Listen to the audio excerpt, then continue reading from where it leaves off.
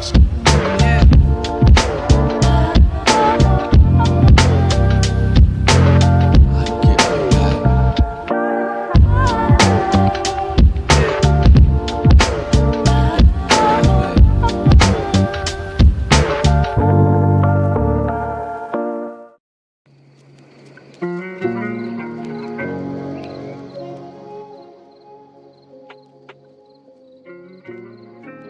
Why is everyone calling me a cowboy? What are you talking about, cowboy? Who of you? Oh, you've been watching my videos. That's what you've been doing. Welcome, everybody. Is it Easter? It's Easter yesterday, wasn't it? Welcome to the stream. Got a good one for you today. We've got Gary joining us from Weir Jetwashing. It is bank holiday, yeah. Absolutely a game changer.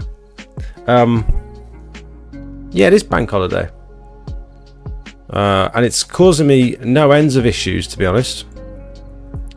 I've ordered like loads of sealer.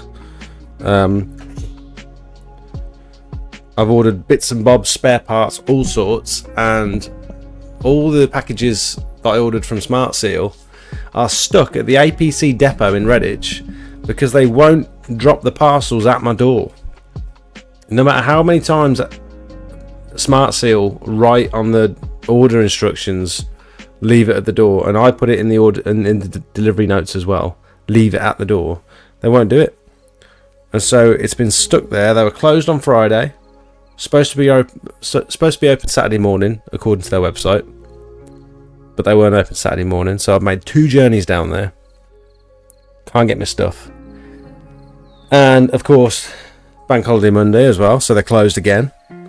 So I've had to change the whole weekend around, and everything's just gone to pot basically, because they can't follow basic instructions. So I'm fuming, absolutely fuming. Happy Easter, everyone.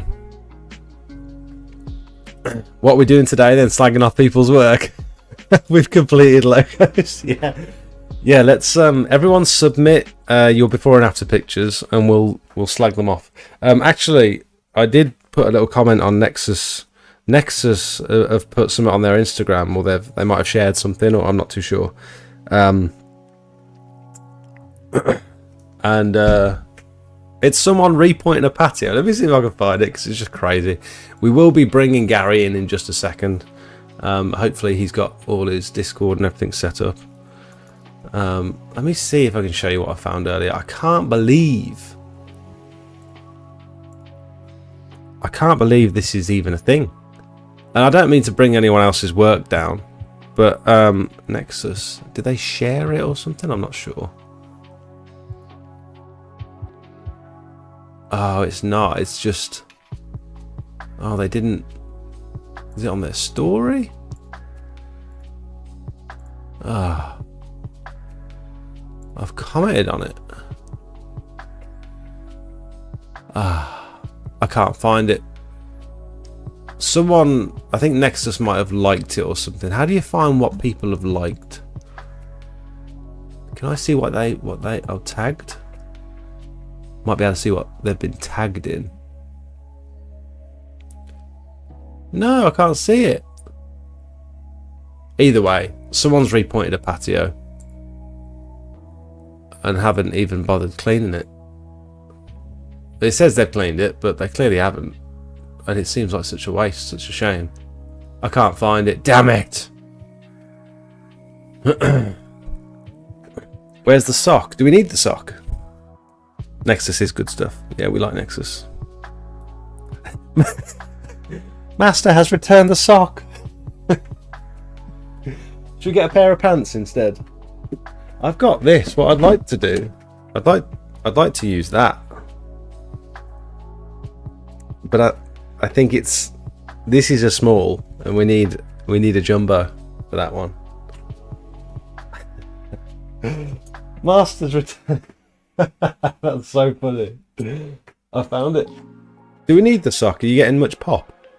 Pop. Hello, Liam. Welcome. Hello, everyone. He sounds different. You think I sound different? Kids no longer running around with one sock. That's so good. Quoting a 19,000 square metre job tomorrow in South Africa. You're going all the way to South Africa? Are you based in the UK? I'm joking. That's crazy. No, not the one with the flow point. No, it's Nexus Titan. Someone's repointing a patio, but I found a similar one. It's not it, but it's a similar one. I mean, look at that. I'd be a little bit disappointed, to be honest. You go through all the work of repointing something with some of the best products you can use, and it still ain't clean. Look, I mean, I don't mean to pull up other people's work and have a go at it, but like, what did they must have liked a post or something earlier that tagged them. No shade. I don't want to throw shade because I want to work with Nexus because I like them.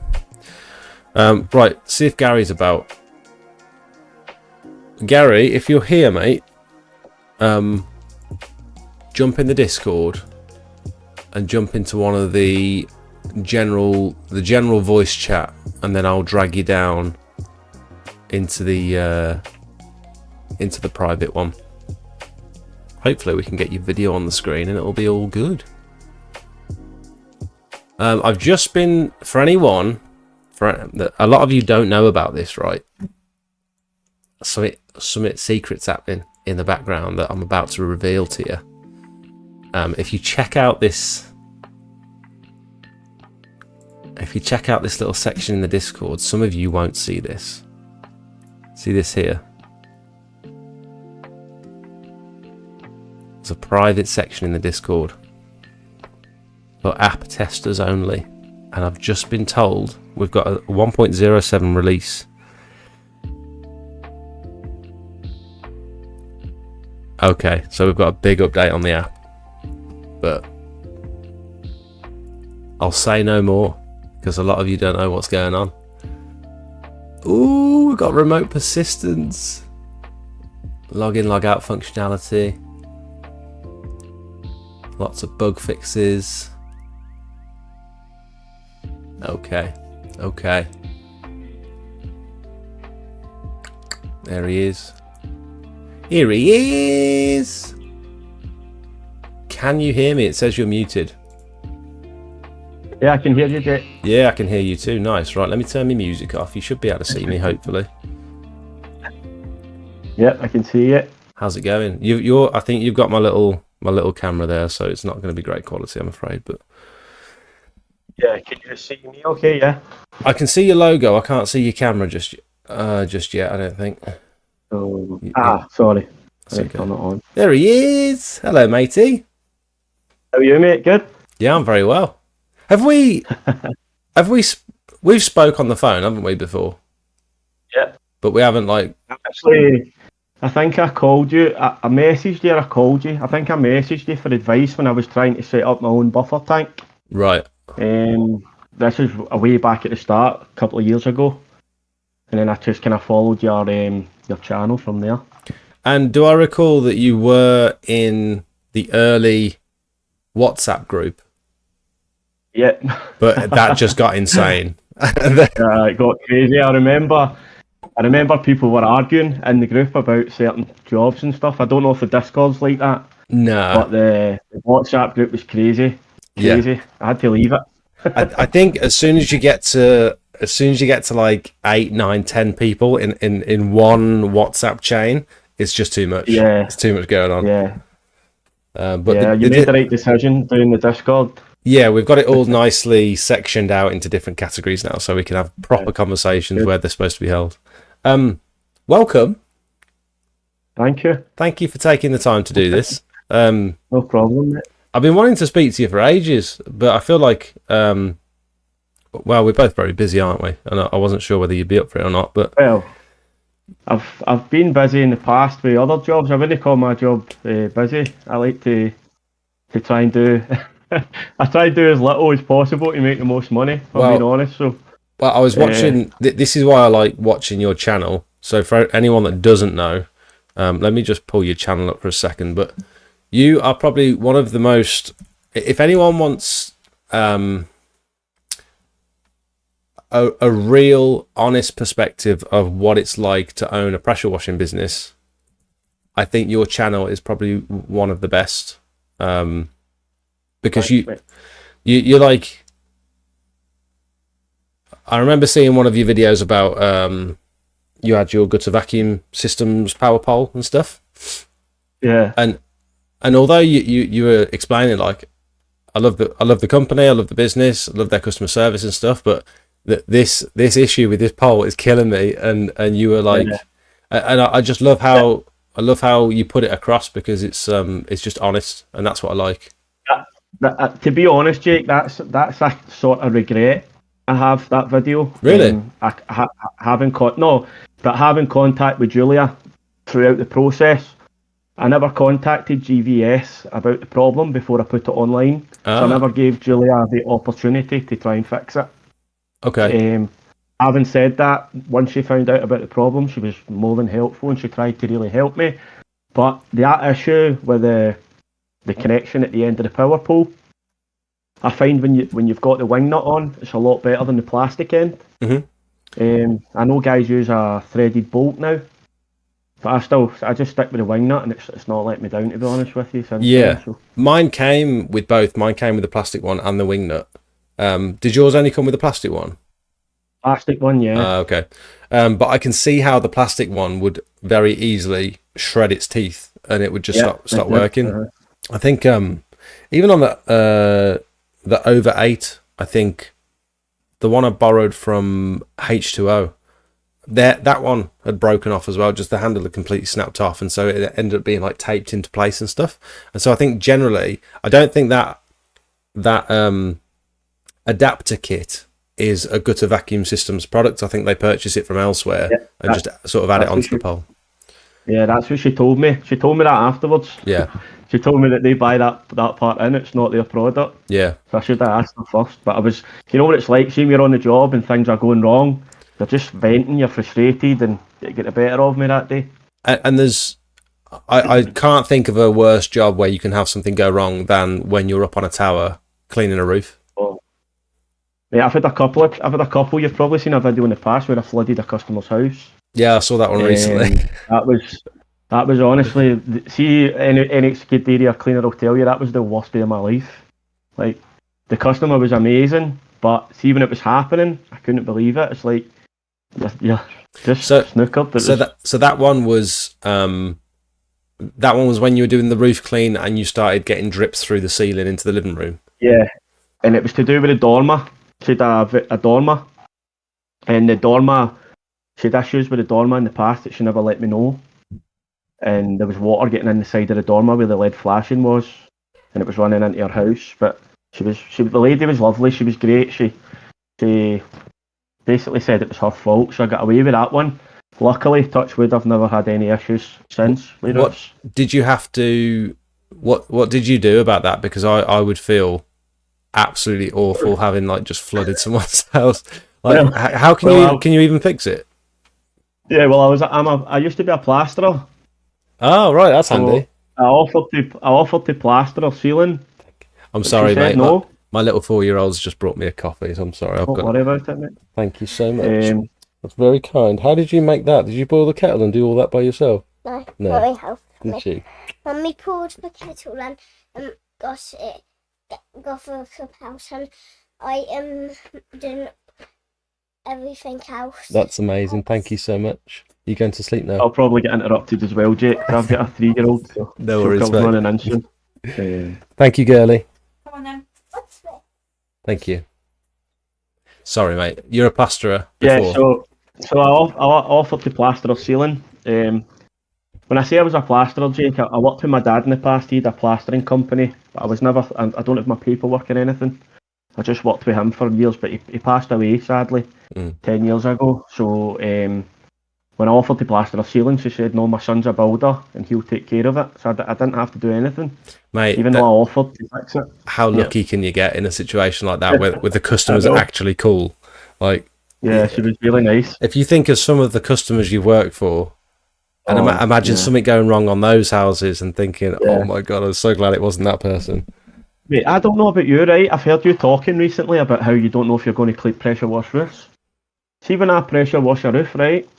See, every time I do one, Jake, I come down from the scaffold saying I'm never doing another one.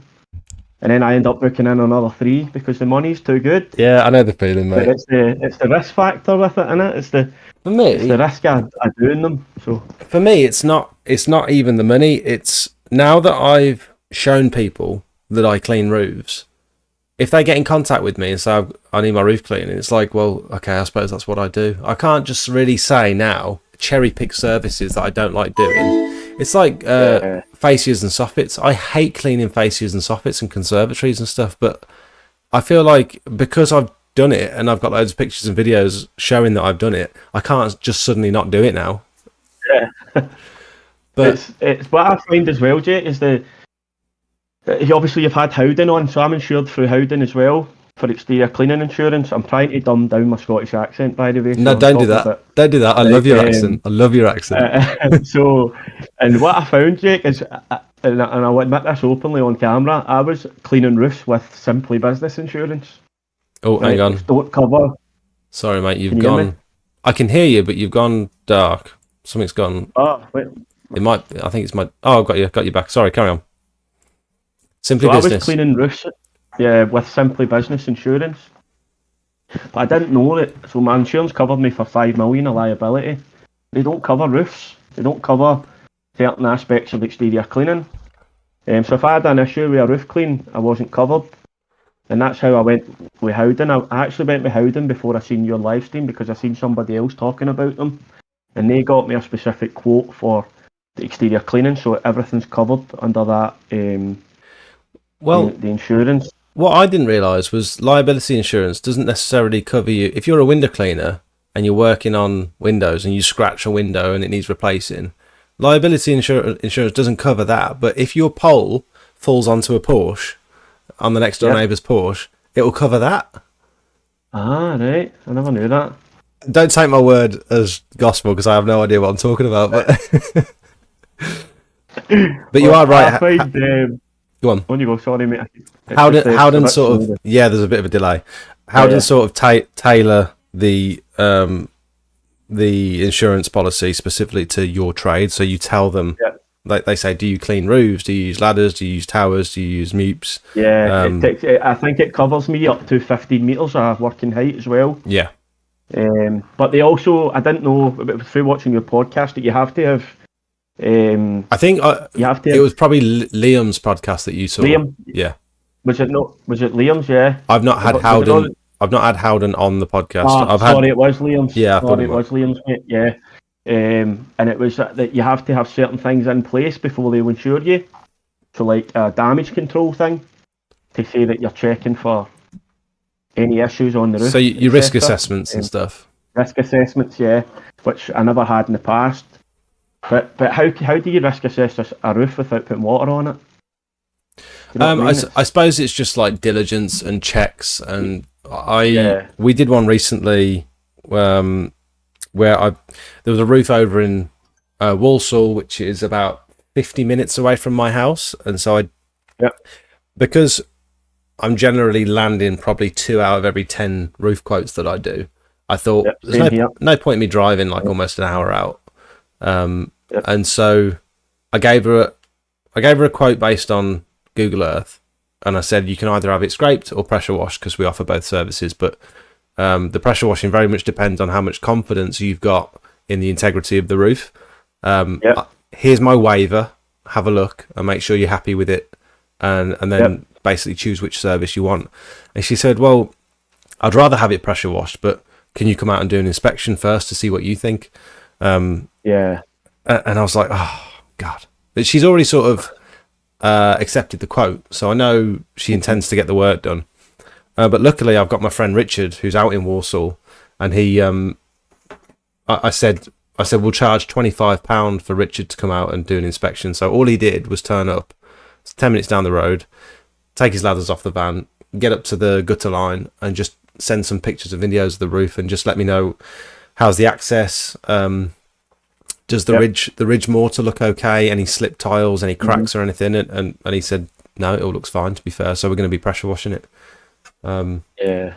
But The biggest thing I learnt, Jake, is that I've took from this is, see if a customer has any hesitation about you pressure washing a roof, just walk away. yeah, That's what I do, mate. I walk away. If they ask me any questions I'm not happy about, I'll walk away.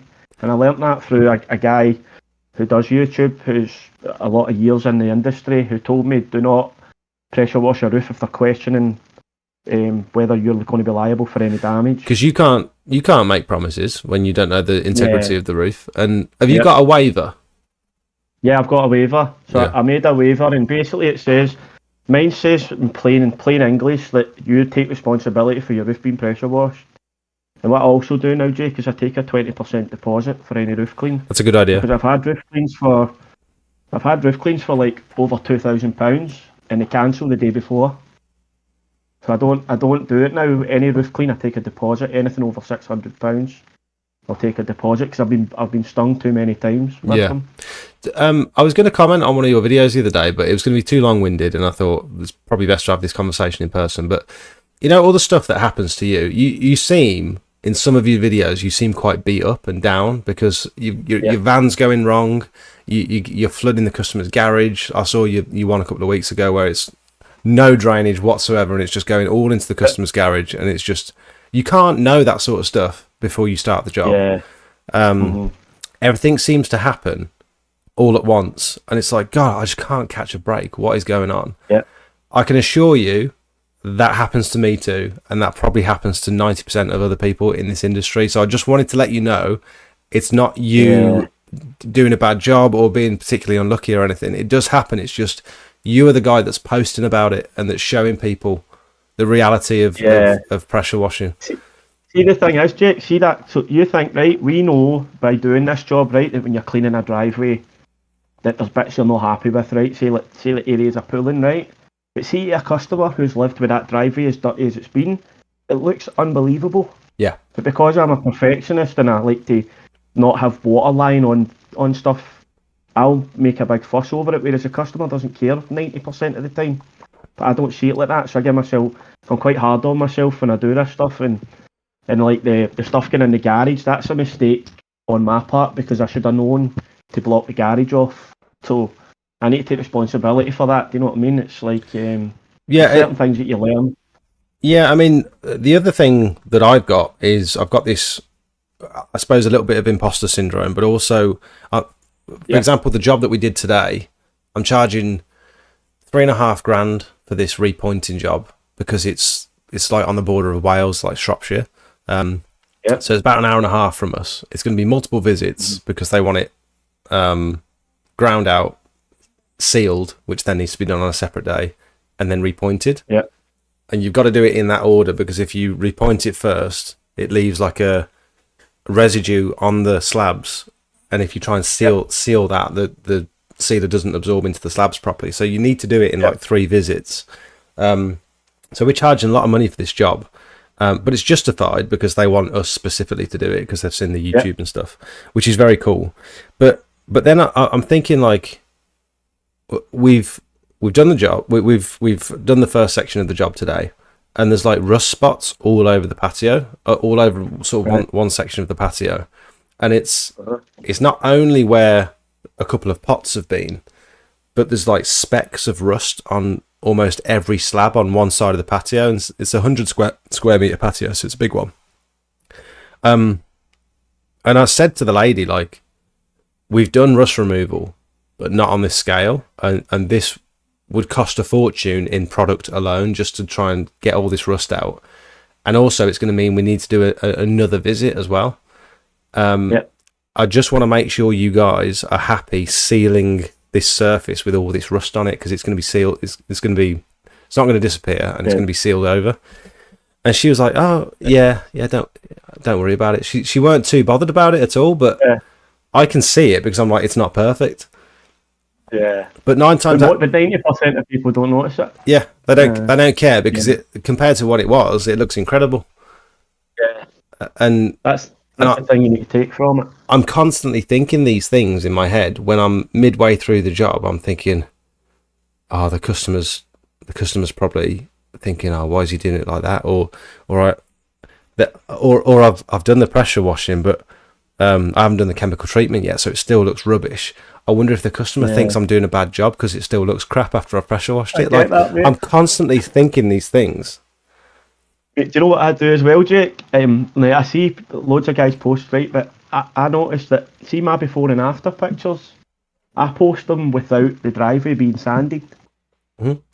But I always sand every driveway, right, because it doesn't matter how much I leaf blow a driveway, I always seem to find a little area, like when you take your photo, you can see the sand on the drive. Mm-hmm. I don't know what I've tried a million times to get it right. I'm a leaf blower, I've got a good leaf blower, and I'd never seem to get perfect photos with the sand on the drive. Mm-hmm. So I always post my before and afters with no sand, but we sand every driveway to let people know that we do sand them. Yeah. But I see like you post pictures of them sanded and they look perfect. I just can't seem to get them to do that. I thank you, but that's not necessarily the case. The only drives generally that I'll post that I've sanded are the flat cobble, the flat blocks. Anything with a bevel on it, it's so hard to get consistent in the photos. Yeah. Any block pavers that have got a slight bevel, even though like in person it looks fairly even throughout. Yep. You step back and take a picture, and it like you can see the sand like in different levels in each slat. It's very annoying. See the thing is, Jake, it's like you as an exterior cleaner will notice that, right? But people on my Facebook who don't do exterior cleaning don't care. No. But I don't want to post it because another exterior cleaner will see it. Yeah. Do you get that? I do get that feeling where I think probably a lot of my followers on Facebook and Instagram and stuff are exterior cleaners. They're not necessarily customers. And so that's why I do a lot of my videos tailored towards exterior cleaners, because I know they're quite a large percentage of my audience. But also I like to take the before and after pictures where everything's still wet. And so because all the colours pop and it just looks so much more amazing. And sometimes I'll get to the end of the job and it's drying off in the corner, and I'll go back over and wet everything because I know I'm going to take a picture in 5 minutes. And you can't do that when you're sanding it. You could sand it and then wet it afterwards, but you haven't got any of your equipment set up, so you probably haven't got any water in the tank. And and it's like, I know the weather's bad in the whole of the UK, but see, like that last 2 weeks, Jake, it took me over 2 weeks to sand 3 driveways, and that's. I don't know how you work it. Not to get too deep into pricing and stuff. No, we like it. Do you get paid? Do you ask the customer to pay you for the clean, then the sand, or do you just get the payment at the end? I've got to the point now, which I don't know if it's a good or a bad thing. It's probably a bad thing, where I don't really care. I want the customer to be happy. I want them to be comfortable, and a lot of the time, before I'd be like. I'd send them my bank details after the job's been cleaned, and they'll say, do you want me to send you half now and half when it's sanded? And they get a bit funny about it. And so I'd rather just not have that conversation, not put any pressure on the customer, because in fairness, the job's not finished yet until I go back and resand. And so luckily I'm not waiting on each job to be able to pay the bills, which is a very fortunate position to be in. But even some of these repointing jobs and stuff where we're doing a big project and we're doing the roof and we're doing the patio and we're doing the driveway, these things happen in stages. Sometimes they go on for like over a week because we've had bad weather or something, and it's like I've spent $1,000 on materials, and I'm not asking for deposits, I'm not asking for partial payment, and I probably should be. And I realise I'm taking a lot of risk, but also some of these people that are getting in touch for these bigger projects have reached out to me specifically because they want me to do it, which is very cool. But it also, there's a bit of trust there where it's like, he's not going to let us down sort of thing. And so I think that goes both ways a little bit. Yeah, well, I don't take any payment till the job's finished. You'll get the odd customer who'll pay once the job's done, and they're great customers that are great to deal with. Yeah. But 90% of my jobs, I'm waiting 3 or 4 weeks to get paid because it's too wet. You know what I mean? And not 90%, that's an exaggeration. Because you don't want to take payment before it's done. Yeah, I don't want to say to the customer, can you pay for half? Because then it looks like you're chasing money. You know what I mean? You don't want to be that guy that's constantly chasing money. Yeah, I mean, we did one recently where it was a big repointing job around a swimming pool. I did a video on it. Seen it? Yeah. And the guy, we'd done the grinding, me, my brother, and Jakey, and the guy said, "I've just put 500 quid in your account." I was like, "I haven't asked you for any money." He went, "Yeah, I know, but like you've done work today, so I'm keeping you topped up," sort of thing, because he had my bank details from before. Brilliant. And then the landscaper came in, and it took 6 weeks between that day for the landscaper to do his thing before we could finish the job, and so luckily the guy covered us for that day's worth of labour without me asking him to, because if he hadn't have done that, I'd have been thinking, oh, we've worked a whole day there and we haven't got paid a penny, and it's been 6 weeks. So some customers are just, especially when you've got an employee as well, and you've got somebody you've got to have wages for every week. But I find with most jobs, like I done a pointing job a couple of weeks ago with sand and cement, and it's like I've done quite a few of them with a semi-dry mix, and see for days after that I can't move. My back is breaking. Yeah. Took me nearly 4 hours to repoint a patio 2 weeks ago using sand and cement, because I don't trust the jointing compounds. But I know you talk about Titan stuff that's might be really good.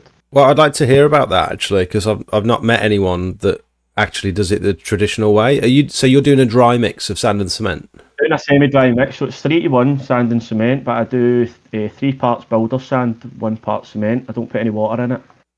So builder sand is quite moist anyway. Is that sharp sand, or is that different? Just builder sand, no sharp sand. Builder sand. And it's called a semi-dry mix. I've never had any callbacks or issues for the ones that I've done. I've seen guys online doing it, and I learned to do it that way, and I've never had any issues, but it's very, very labour intensive.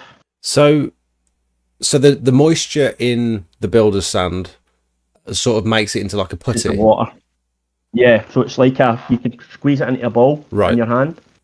And so 3 parts. And it dries out. 3 parts builder sand, 1 part cement. Builder sand, 1 part cement. I made a video a couple of weeks ago about it. And are you mixing that in like a bucket, or how are you mixing that? Bucket. Just hand mixing each bucket. So you need to keep mixing buckets of it up 3-to-1. Does that do, like, kill your wrist and stuff? Yeah. Because I've done that before. I think the Nexus way, if it's as good, because I don't trust the jointing compounds, if I'm honest. But if the Nexus stuff's good, I was thinking about using Flowpoint, but I'm watching a lot of stuff online about how that can go wrong really quickly. Yeah, so that's I'm a bit scared to very scary product, but the results look incredible. Yeah, but I was also scared of Nexus Titan, thinking it's an epoxy mix. It's going to go super hard, super quickly. If I don't get it brushed off within 15 minutes, it's going to set, and it's going to be a disaster. Yeah. But that doesn't happen. And it does set rock hard, but it's only going to be those real hot summer days, and even then, it's going to be like a couple of hours before it's too hard to sweep, and that's plenty of time to get it off the surface. Yeah. But it looks good. The stuff does look good, so I'm thinking about quoting for that now, because I can't do it anymore. So this dry mix, so you're still just grinding out the joints with an angle grinder? Is that how you do it? Grinding out the joints, pulling them out, then I put SBR in the joints. SBR is like a glue that you would use in the building tray, like a plasticizer sort of thing. Yeah, and what it does is it just catches the sand and cement and brings it all together. You're putting that in the joints first? In the joints, yeah. How are you applying that? Is it just through one of them squeezies? It's a pump sprayer, yeah. So just a little pump sprayer with a nozzle in the end, and just put it in, just like you would use for weed killing. It's that thin that you can do that? Yeah. Oh, okay. The joints, it was Indian sandstone, so the joints are about that size, do you know what I mean? The product is thin enough to put through a pump sprayer? Yeah, no, the SBR is, it's just a glue. Yeah, and so you're spraying that, you're sort of dragging it along the joints and spraying it in. Yeah. Into every joint. Even that's quite labour intensive, to be fair. And then just 3-to-1 sand and cement, constantly mixing it up in buckets, because I don't trust doing like 62 and stuff, because in case it goes wrong. And then how are you how are you actually putting it into the joints? Are you pushing it in with like a trowel or Using see the little, I don't know what they're called, the little pointing thin tool? tools. You use them, Yeah. little pointing tools. Just pushing them in by hand. It's all on the video I put up a couple of weeks ago. I'll have a You look can at see me that. doing it all. So you're scooping it Yeah, out of the bucket with the pointing tool and just pressing it yeah. into the joints. And it's dry. It's dry, so it's like you can move it along the patio. It doesn't dry out. It doesn't stain the patio. So I was looking for a way of offering like a traditional pointing, without going through the effort of like cement mixers and risking the product going off and staying in the patio. And my friend said recently. You know where I learned to do it, Jake? How? You know where I learned to do it?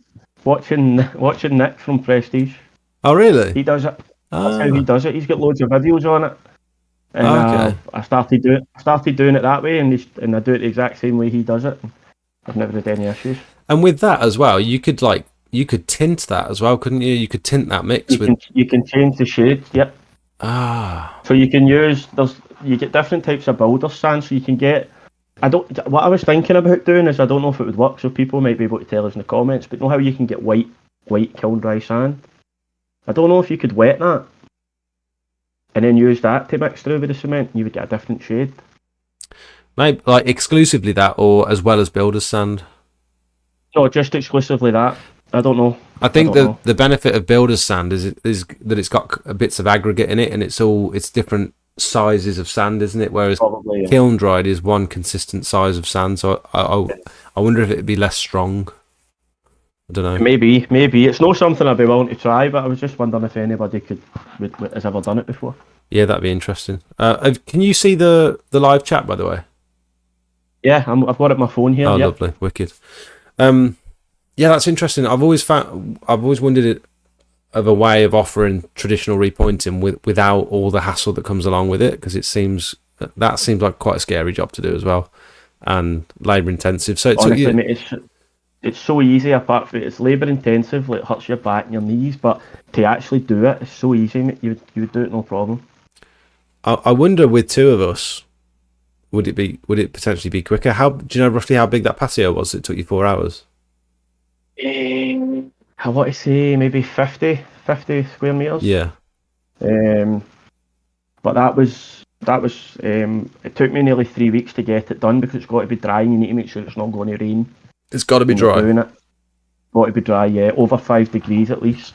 And are you misting it down with water afterwards, or do you just let it do its thing? Nothing, just does it dries out itself. So when you put it in the joints, it's like a dark brown colour. It dries out solid grey. Right. Oh, I'll have to look into that then. Definitely. Yeah. Harry says, I want to do it your way, because it seems as if it's less labour intensive. I don't know. The way we do it with the Nexus Titan, it's so much brushing, so much sweeping. Yeah. And obviously you go around with the squeegee first, but it's so much sweeping. And if I think we should try flow point. Yeah, I mean, if you don't get that with sand and cement, on you go, sorry. I don't know. So have you ever not been? Has there ever been a job where you've not been paid for it? There was one where I was chasing payment for about 3 months, and it was a care home, and it was the care home that Sophie's sister used to manage. It got bought by this knobhead down in London, and he ruined the place. Didn't know how to. Never ran a care home in his life. The staff all hated him. He was just making terrible changes to the place. But he got me in to do some grounds work, like grounds maintenance and stuff, some cleaning, some gutter clearing.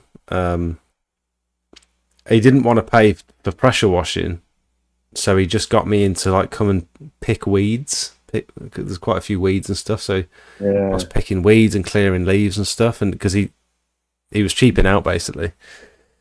It was only like 300 quid for a day's work, but the agreement was the banks are being changed over because we've just bought the place. I can pay you in a month. Is that okay? And I was like, yeah, it's a day's work, whatever, it's fine. As long as we agree it's going to be paid on this day. It's like, yeah. And then I was chasing. It happened to me on a roof clean. Go on. No, on you go. Sorry, Jay. I thought you were finished. No. I was chasing it for like 3 months, and kept ignoring emails, and then I chased it again, and he replied and said, "Oh yeah, we paid that last week." I was like, "Why don't you tell me then?" Like, I don't check my account every day. Like, I've sent a really snotty, nasty email saying, "Look, it's been 3 months. I'm a small business. I rely on this money." And he said, "Yeah, we've paid it, mate." I was like, "Oh." It happened to me on a roof clean. It's a place maybe 15 miles from me called Kilburney. It's in Ayrshire. And the gentleman phoned me to say that they needed the roof clean because he was selling the house. And I went down, I cleaned it, and he disappeared. Oh. So it was a £1,200 job, gone. So no reply to messages, no doesn't live at the property anymore. So the people, what about the people that moved in? Have they not got his details? The estate agent's got his details or anything? I've got his number, but he doesn't reply to any messages or anything, and I wrote it off. That was about 8 months ago. I would be livid. I would be so angry every day. See the job that the gutter vacuum systems one broke. Yeah. That job. Well, you've even got video evidence that you've done it as well. Yeah. There must be something you can do. Have you just lost patience with it? Small claims court or something, but I don't know if it's even worth it. I think it would cost me more in fees unless he's got to pay for the fees as well. I wonder if the estate agent would give you his new address or something. Yeah. I have wrote it off now, mate. It's well written off. I just need to learn from it, and that's why I started taking deposits as well. So, that's at least terrible. I get something for a day's work. So would you say yours is about the same with regards to how many quotes you land for roof cleaning? It's about 2 every 10. Definitely, Jake. Because when I started out, I learnt a very nasty lesson on a roof clean. I had done a big farmhouse in a place in Glasgow. It was huge, and I didn't know what to charge, and I charged the guy £400, and it took me. I priced it for a day, thinking it would take me a day. I could pay my labourer, and I thought that was good money at the time when I started out because I didn't know really what I was doing, and it took me 3 days, and I had to get basically I paid my labourer and my fuel, and I never made a penny for myself, mate. But see, when I gave the guy the quote, he said, "When can you come? Can you come straight away?" So I still learnt for that. So now I don't. I charge I'm quite expensive, and I don't do it if they're saying because it's not worth it. You're not haggling. You're not like. No. So I know I could only speak for Scotland, right? But in Scotland, I'm £8 a square metre, and even at that, I maybe land 2 and 10. That's the same as me. Yeah. Are you accounting for the pitch? Yeah, so I times it by 1.4, 1.5. Yep. So if anyone doesn't know what we're talking about, when you're looking at something from a bird's eye view, we're assuming that the surface is flat. But when it's a roof, you've got to account for, if you were to flatten that out, you need to account for the extra surface area. And you can do that by multiplying it. If it's a shallow roof, you can times it by like 1.2 or 1.3. If it's 45 degrees, you're going to multiply it by 1.5. If it's any more than that, then I don't know. Yeah, I'm going to make. Also, go on. We also have a minimum charge. So for like a semi-detached house, you're not going to get, if you do £8 a square metre on a basic semi-detached house, it's not going to work out worthwhile doing it. No. So I charge a minimum charge as well. So. Roof cleaning. My minimum was 700 last year, but now I'm just not really interested in anything for less than 800. Yeah, well, I'm 650, but that could be a small garage roof. Yeah, you know what I mean. And also you see guys that do it. Like I've got guys in my area, and they'll be on the community groups, and they'll be saying any size house for £300, and why would you do that? Yeah. I've done that, mate, and I know how much it's not worth doing it. Do you think all these people that do this, do you think they're new businesses trying to generate work because they don't know better, or do you think they're established business just trying to get any work possible? I think it's guys who need to earn money for the week and they're willing to do anything. And I've done it, Jake. See, when I first started, my first winter, I was doing any house gutters for £35, and I was turning up to, and I'm not exaggerating, mansions. I was going to a mansion, and it was £35 for the gutters, and I was having to walk away.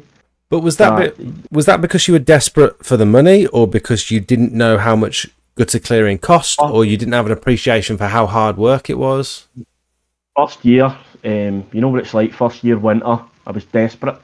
So I was going out and doing like 8 gutter cleans a day for £35, and I thought, oh, that's good money. But when you actually work it out, how labour intensive it was on me and what I was actually earning, now I don't do anything like that. I refuse to.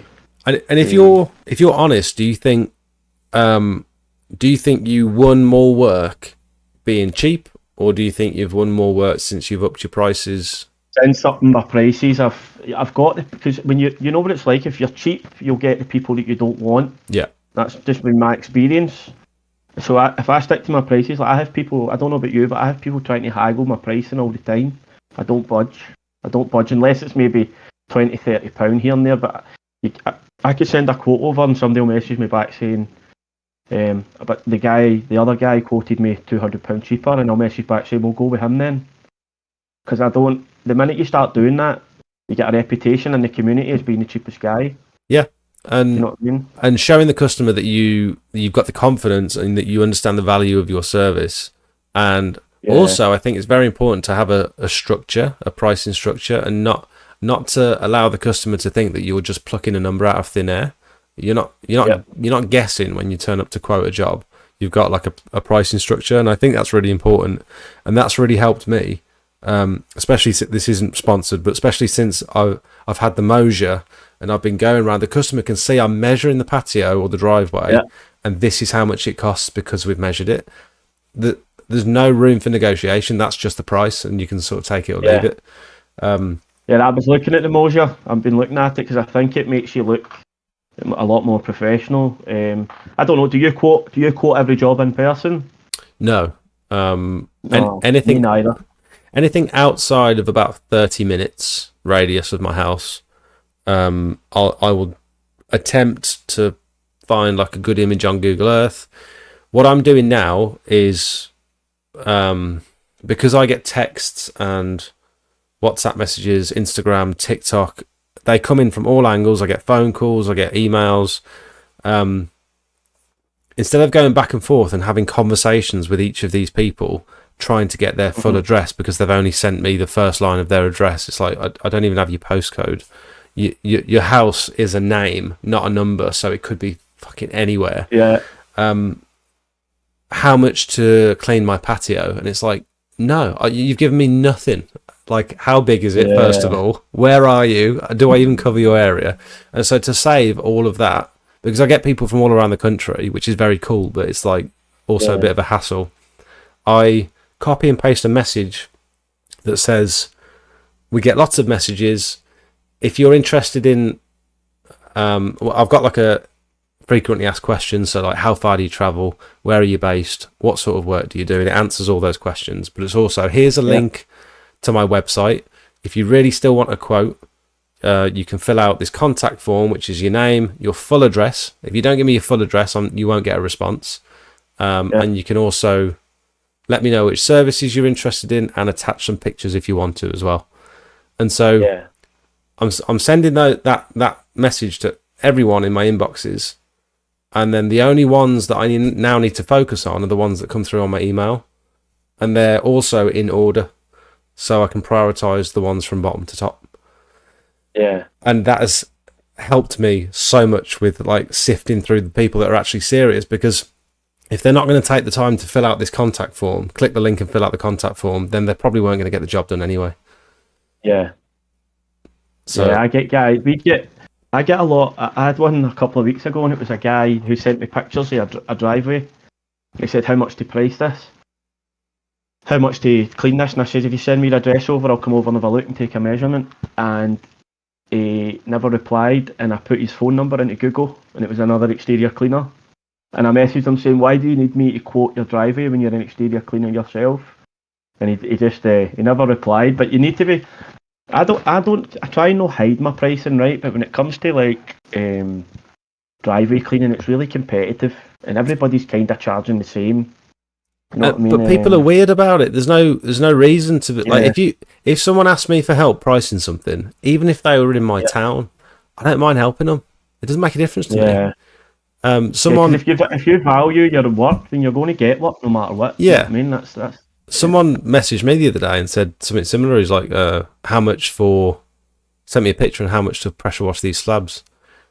I said, "Well," he said it just needs a quick rinse. I was like, "We don't do quick rinses. We do like cleaning, chemical treatments, and we aim for perfection." He's like, I don't need the chemical treatment. I just need a quick rinse." I was like, "Sorry, we don't do that. But if you did do that, how much would it be?" I'm like, "Sorry, we don't do that." And then he didn't reply. And I put his phone number into Google, and he was a gardener landscaper who had clearly started doing a bit of pressure washing. I'm like, why don't you just ask me for help? Just be honest and say, what sort of price am I looking at? Like, can you... I don't know. You know what it's like? There's a load of... Like, when I started out, Jake, I found it was very... If it wasn't for guys like you and stuff that I seen online, when I was starting out, I was lost. Like, there was loads of guys that wouldn't help people, and a lot of gatekeepers, exterior cleaning, and it's starting to change now, but I get it. Because people don't want to lose their work, but I feel if I value what I do, it doesn't matter what I tell people, I'm still going to get work from it. I get criticised a lot for introducing too many people to the industry, and like there's a guy on TikTok threatening me over Messenger, saying that that I'm killing the industry, and he's got no work and stuff. I'm like, mate, if you've got no work in this day and age where there's like the possibility and potential is endless, the amount of money that you can make, there's so much money going around. If you've got no work, that's not down to me. That's down to you not doing enough, or you're doing something wrong. And if you want help, I'm happy to help you, but like, don't threaten me because you think I'm ruining the industry. It's total bollocks. It's just people. I find that's just people. That's just a good subject to move on to, mate. I was going to ask you about this. I've got a wee notepad and I wrote a couple of things down that I wanted to ask you, because it's something that I deal with, and if I'm being honest with you, mate, it can affect me at times. And then you put a video up about it the other day about online criticism. I used to get really affected by it. That's just the truth, mate. I would see a million. I could see like 100 nice comments on my comments, and I'd see one, and it would ruin my day. Because obviously it's because I felt like I was an imposter at the time when I was doing it. Yeah. And I genuinely mean this now, mate. Very rarely does it affect me, but I'll get the odd one where I find myself biting and answering back. And I seen you done that the other day with the criticism you got, and you get criticised on this business, especially when you put yourself out there online. I feel as if you get people criticising you all the time for the things you do. I think you get it in any trade, not that pressure washing is a particularly skilled trade, that something compared to plastering or electrician, where I don't know, any carpenter, whatever. If you're posting content online, the reason that I was able to separate myself from it is because, first of all, I know I'm doing the absolute best I can be doing, and if I'm doing something wrong, it's certainly not intentional, and I'm not cutting corners. I'm maybe I just don't know better. So that makes me confident that I'm at least trying to do the right thing. But also, I see I'm on Instagram and stuff, and you click on any video of anyone doing anything, woodwork, these people building these resin tables, a bit of welding. You go into the comments, and there's endless amounts of people saying how they're doing it wrong. They have no idea what they're doing. They need to try this because that's clearly not good. And then you realise the people that are able to sit there and spread that sort of negativity into the world are unhappy people, and they've clearly not really got much going on in their life. If they've got the time to sit there and post something like that, those aren't the people you need to impress anyway. Yeah. Don't get me wrong, Jake. There's times where I've put stuff online where I should be criticised. Like I remember I posted a video of me using an X-Jet to do a roof, to put chemical on a roof, right? But at the time, I just seen all the Americans firing X-Jets all over buildings, and you know what it's like. So I thought, oh, that's how you do it. And I remember the comment section was just full of people, because in the video you can see the mist going everywhere, and it's like really dangerous. I know that now, right? And then I bought a Pro Cannon. So I bought a Pro Cannon for Rutland Pumps, which is a sniper nozzle on the end, and I said, oh, that might be better. Posted that online, and you could still see the mist, because I don't hide anything. I posted it, and it was guys who have always kind of supported me in the industry started to say things like, that's not right, that's very unprofessional, stuff like that. But I don't mean to do it. I'm not going out there and being irresponsible and deliberately doing it. It's like, I don't realise that it's by watching I watched the video with the guy with the health and safety review. Mike. I actually wrote in the comments about how I think it's a bit crazy at times. But he kind of explained a lot about how dangerous biocides and chemicals are. It made me really think, like, the only kind of method that you could do it with is what's the component one? The applicator, the dosatron. Applicator or the brush, isn't it? Yeah. Like I know Nick for Prestige uses one. It's like it sprays out at the end. Yeah, it's just like a little nozzle. Little nozzle, yeah. That or a brush. So that's the road I'm going down now, because I know how dangerous biocides are. And I suppose when you first get into the industry or get into any sort of job like this, you don't know what you don't know, and there's lots of training available. But if you don't know that you need training because it's just pressure washing, then you're not going to look for training. And if you know that everyone uses hypo, so I need to get some hypo, but you don't know that you need training on hypo because anyone can buy it. Like, it takes a certain level of exposure to other people in the industry to learn that you need to take stuff seriously. And even an interior cleaner using products every day out of a little sprayer, and like even that, the fumes and all that sort of stuff, unless you read the labels, unless you know what to look out for, unless you've got the experience and other people posting their pictures on Facebook where they've got a bit of hypo in their eye, and like you don't know until either it's too late or until someone tells you. I had a neighbour that was doing it. He was hypoing a roof. Like he's just one of these guys that does everything for everybody that lives in my street. And he done a roof. He was on a roof with hypo, and the bottle fell over, and he had to get a skin graft on his stomach. Really? A few weeks ago. Yeah. And it's things like that make you realise that these chemicals are really, really dangerous. For my chemical supplier, I've got to fill out, I don't know if you're the same with Pure Seal, I'd imagine you are, but I have to fill out an ID form, paperwork, to say that when they're giving me that I'm responsible for it, all that stuff. So Pure Seal have just, so they did this thing a while ago where they locked their website and said you can't see the prices and you can't purchase items until you send in your ID. So that we can verify that you're a business and you're going to use these products professionally. And now a couple of days ago, last week, they've changed their website again and said now that they're offering like a range of DIY sort of products. So I'm guessing they're like slightly weaker products maybe, or they're specifically stuff like that. I don't know, specifically targeted for homeowners, not professionals. And people seem to be quite upset about it because I've been reading some comments in the Discord and stuff. It's a bit of a slap in the face for people that have done the training. I don't understand the argument, to be honest. That they've now pivoted the whole sort of business model, and they're offering both. Let me just quickly read. The thing is, they're a business. At the end of the day, their main thing is profit motive. So I imagine if they're going to get more money, they're going to do it. Let me see. I can't remember where the chat was. It might have been in general chat. I can't remember. Okay, here we go.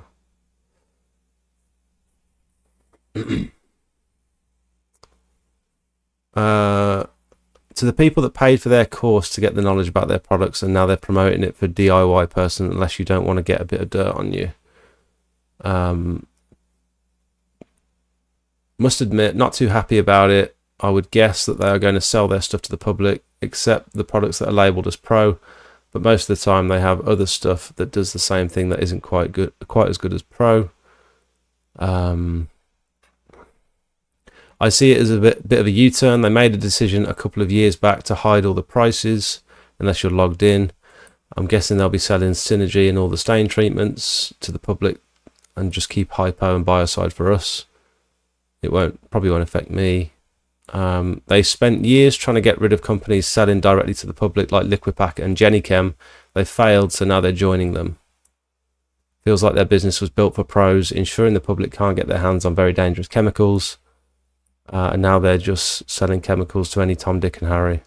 I mean, I don't know if it affects us directly, to be honest. I don't really understand the argument personally, but it seems like people are a bit unhappy about it. A lot of money to do their course, but so I imagine that's what's the problem, that if they're charging you money to do their course and to learn about the products and stuff, and then they're just selling it to the public, you can kind of understand why people are annoyed by it. Yeah. Also, it's a business, and they need to make money, and you at some point you reach capacity with how much you can sell to local professionals. Exterior cleaners, yeah. And I think the potential with DIY and sort of Tom, Dick and Harry, Joe Public, that potential could be endless. But I don't know, maybe they've seen what Smart Seal do. Smart Seal have a lot of their products are tailored towards the general public, and then they've also got a trade side of the website which offers people that are signed up to it like a slight discount. And I don't know. I don't know how I feel about it. It's like up here, see, like up in Scotland, Jake, there's nothing really. There's no companies that. Well, I don't know any, right? This is just me being ignorant, but I don't know any companies who do van builds like PWS, like Rutland Pumps. I don't know any companies that do chemical to the extent that like Pure Seal do. Like, yeah, I can buy hypo from the company that I get it from, but then there's a company up here called Bonnyman's who sell biocide, which is the biocide's terrible. It's no good. What makes you say that? So like, I've used it. I used it on a house. It was a soft wash job on a house that had moss on the side of the house, and I applied the biocide and left it, and went back 3 or 4 months later, and it was still covered in bits of moss. I've had other people who have used it who've said it's not any good. Okay. So was it still like green moss, or was it brown? Was it? Yeah, no, it was kind of brown, but it didn't seem to die off as quick as I thought. And don't get me wrong, I don't have a lot of experience in soft washing, but I know from other guys that I've spoke to up here who've used the same product that they're not happy with it. Oh, okay. It doesn't do what it says in the tin. But the company that I use, they're more of a cleaning-based company that sell to cleaning companies, but they sell hypo as well, because there's a load of farms where I live. I live in a village, and the farms use the hypo to clean the cow sheds. Mm-hmm. But they make a 15% hypo for exterior cleaners, so I can get that local to me. But Pure Seal, if I want to buy anything from Pure Seal, the deliveries are astronomical. So that's one of the main things that have put me off ordering things like hypo. Like I'll order the biocides. The 5 litre stuff isn't such an issue, but as soon as you want to order products that are like 20 litres, and I believe they have to use specific couriers and stuff to be able to ship that sort of percentage of hypo as well. Yeah. Like hazardous goods. And so I'm sure the delivery charges are justifiable. It's just if I can get something similar local, then I'll do my best to do that. Yeah. So it's just that's what I find really difficult, Jake. It's see, my machine broke a couple of weeks ago, and the pull cord snapped off it. Okay. And luckily I remember watching a video of yours where you had to start your machine with a shoelace. that was so long ago. What the hell? Yeah. So I done that where I had a bit of rope in the van, and I started the machine. And the company local to me who repair machines told me it would take them 2 weeks to fix my machine. because they're that busy with exterior cleaners needing machines serviced and fixed. Can you not just buy a replacement thing and it's unbolt and bolt back on, isn't it? Yeah, it needed the flow arm. Mm-hmm. That had snapped as well, and if I'm being honest with you, I didn't really know how to fix it. So I had to send it away. I'm quite good at fixing things. Like I fixed my carburetor myself. I've fixed other things that I've learnt. I don't know if you remember. I don't know if he's still in the Discord, but the guy Charlie. I remember Charlie. Riddle, right? I kept in contact with him long after I'd left the Discord and stuff, and he taught me so much about my machine. He was a wizard. I remember he doesn't come into the chat anymore, but I learnt a lot from him as well. I've not heard from him in a long time, Jake. Yeah. I hope he's all right. Maybe we should reach out to him. Yeah, but he taught me how to change my carburetor, how to change all different parts of my machine. Where if I'm on a job, I can do that stuff. But anything new to me that happens, if I can't fix it on site, I need to then send it away to somebody to fix. Do you think this is a very leading question? But do you think that's a big part of the job when you first start? Is just learning your equipment and? Oh, even now, Jake, I still don't know certain connections for. Like, see, I have an issue with my power pole. So to change to a turbo nozzle to my surface cleaner, I have to unscrew it because I don't know what connection to buy. Yeah, we were talking about this. We were talking about this in the Discord last night, and I sort of designed this because you need. Because the surface cleaner already has, I'm describing it as a wiggly on it. It's already got a wiggly. Yes, so it ends up with two wigglies. Yeah, a double wiggler. Yeah. And so what you want to be able to do is take the one wiggler off, stick a straight connection on it, but then to change that every time you have to unscrew it. I can't believe we were just talking about this last night in the Discord and then you mentioned it. That's the stuff I still come up against 2 years into this. Yeah. Still don't know what bits to buy. But also, knowing how to fix stuff can be absolutely massive. I weren't particularly handy before. I mean, I have worked on cars and stuff in the past, but I didn't know anything about high pressure hoses or any of those connections or even really engines at all. I get messages all the time from people saying, "Oh, my machine won't start," and I go through the normal stuff like, okay, it's got a low oil cut-off switch. Have you put any oil in it? Because they don't get shipped with oil. Yep. And they're like, yeah, I've put oil in it. Not to insult you, but have you put fuel in it? And they're like, yes, I have put fuel in it. And okay, have you adjusted the choke? What's the choke? It's like, okay, so you've not read the instructions. And I've got to also remember that a lot of people haven't had an old car with a choke on it, and so a choke is completely wild to some people. They've never come across it in their life. But it's as simple as literally just flicking a switch and then your machine starts. And some people are running their machine with the choke wide open, over fueling it, it's running lumpy, and they're doing it all day every day because they don't know any better. Yeah. And it's these simple little things that seem obvious to some people that someone else just has no idea. Yeah, so you should have your choke. I always just have my choke like half open most of the time. But even like see my unloader valve. So this is a question, right? See when you're cleaning, do you adjust the flow rate or the unloader valve on your machine? So you've got a needle valve, haven't you? Jakey doesn't on his machine. That choke, by the way, should be off. Should be on to start the machine because it puts more fuel into the carburetor. Yeah. And then when the machine is running and it's getting slightly warm, you should just be able to turn that all the way off. And if you can't turn the choke all the way off, if you have to have it on like halfway, there's something not quite with the tuning on the carburetor, so you might want to get that looked at. You should be able to just turn it off. Yeah, well, I normally start. Sometimes I've seen. I sometimes just start the machine with the choke half on. Take it. That's not right. Should I do that?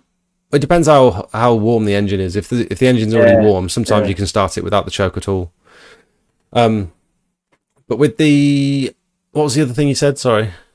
Right, so when you're adjusting the pressure on the job site, right? So sometimes my machine will be running, I want to adjust my pressure, right? And my unloader won't twist solid. and then I have to turn the flow down to adjust the pressure. I don't know if that's a problem with my machine or if that's just what it's like when the machine's running. No, I think these, in general, unloader valves are a very poor design. I think if anyone's ever tried to adjust the unloader valve on their machine, particularly while it's running, it's almost impossible. And if you haven't touched that unloader valve for a month because you've always ran your machine on full, which a lot of people do, that will be so stiff. And also, you don't know how much is too much when you're adjusting it. Sometimes you can end up popping it off the top and popping it off. I've done that before, mate. It's such a bad design. I don't know why it's still a thing on such a popular piece of kit. But I do 90% of my stuff is done with the flow now. I try and with the revs, adjust it at all with the revs. Yeah, the revs. So that's what we do with Jakey's. Jakey's machine is a Honda GX 390, and it's got a 21 litre pump on it, and he doesn't even have an unloader valve. He doesn't have a needle valve. It's just a K1 unloader, and to adjust the pressure and the flow, we just move the revs. Yeah. Mm-hmm. What I'd like to do is have one of those Vario adjusters on the Lance. That would be cool. You get them on the foot pedals. Yeah. I've just got a basic foot pedal, as I say, but I'm thinking of upgrading to the Vario one. Yeah, I don't know why we haven't done it yet, to be honest. Well, I do. It's because there's so many things that I think we should do that. We need one of them. We could do with some hoodies. Like, I need some new wellies. I need this, I need that. And there's such a big list of stuff that I'd like to have. Yeah. And I just forget to order it all. And I could be making my life so much easier. Mate, I've turned up to jobs before, Jake, and forgot to get fuel on the way there. Yeah, I almost did that this morning, to be fair. I've had to drive to the garage after it. And another thing with my machine is I don't have a van mounted system. I've got a van mounted wheel. Okay. And I'm getting to a point now where I'm having issues with labourers. I've been through about 3 or 4. But the latest one has disappeared. I managed to get a hold of him, but he's not having a great time at the minute. And I've just had enough, mate. I've had enough of trying to find people to work for me. I think obviously Sid's been going through that at a much larger scale than I have, but so I'm going to go back to just working for myself. I've got a mate who's told me he'll come out and work with me if I do roof cleans, to help with the clean up and stuff.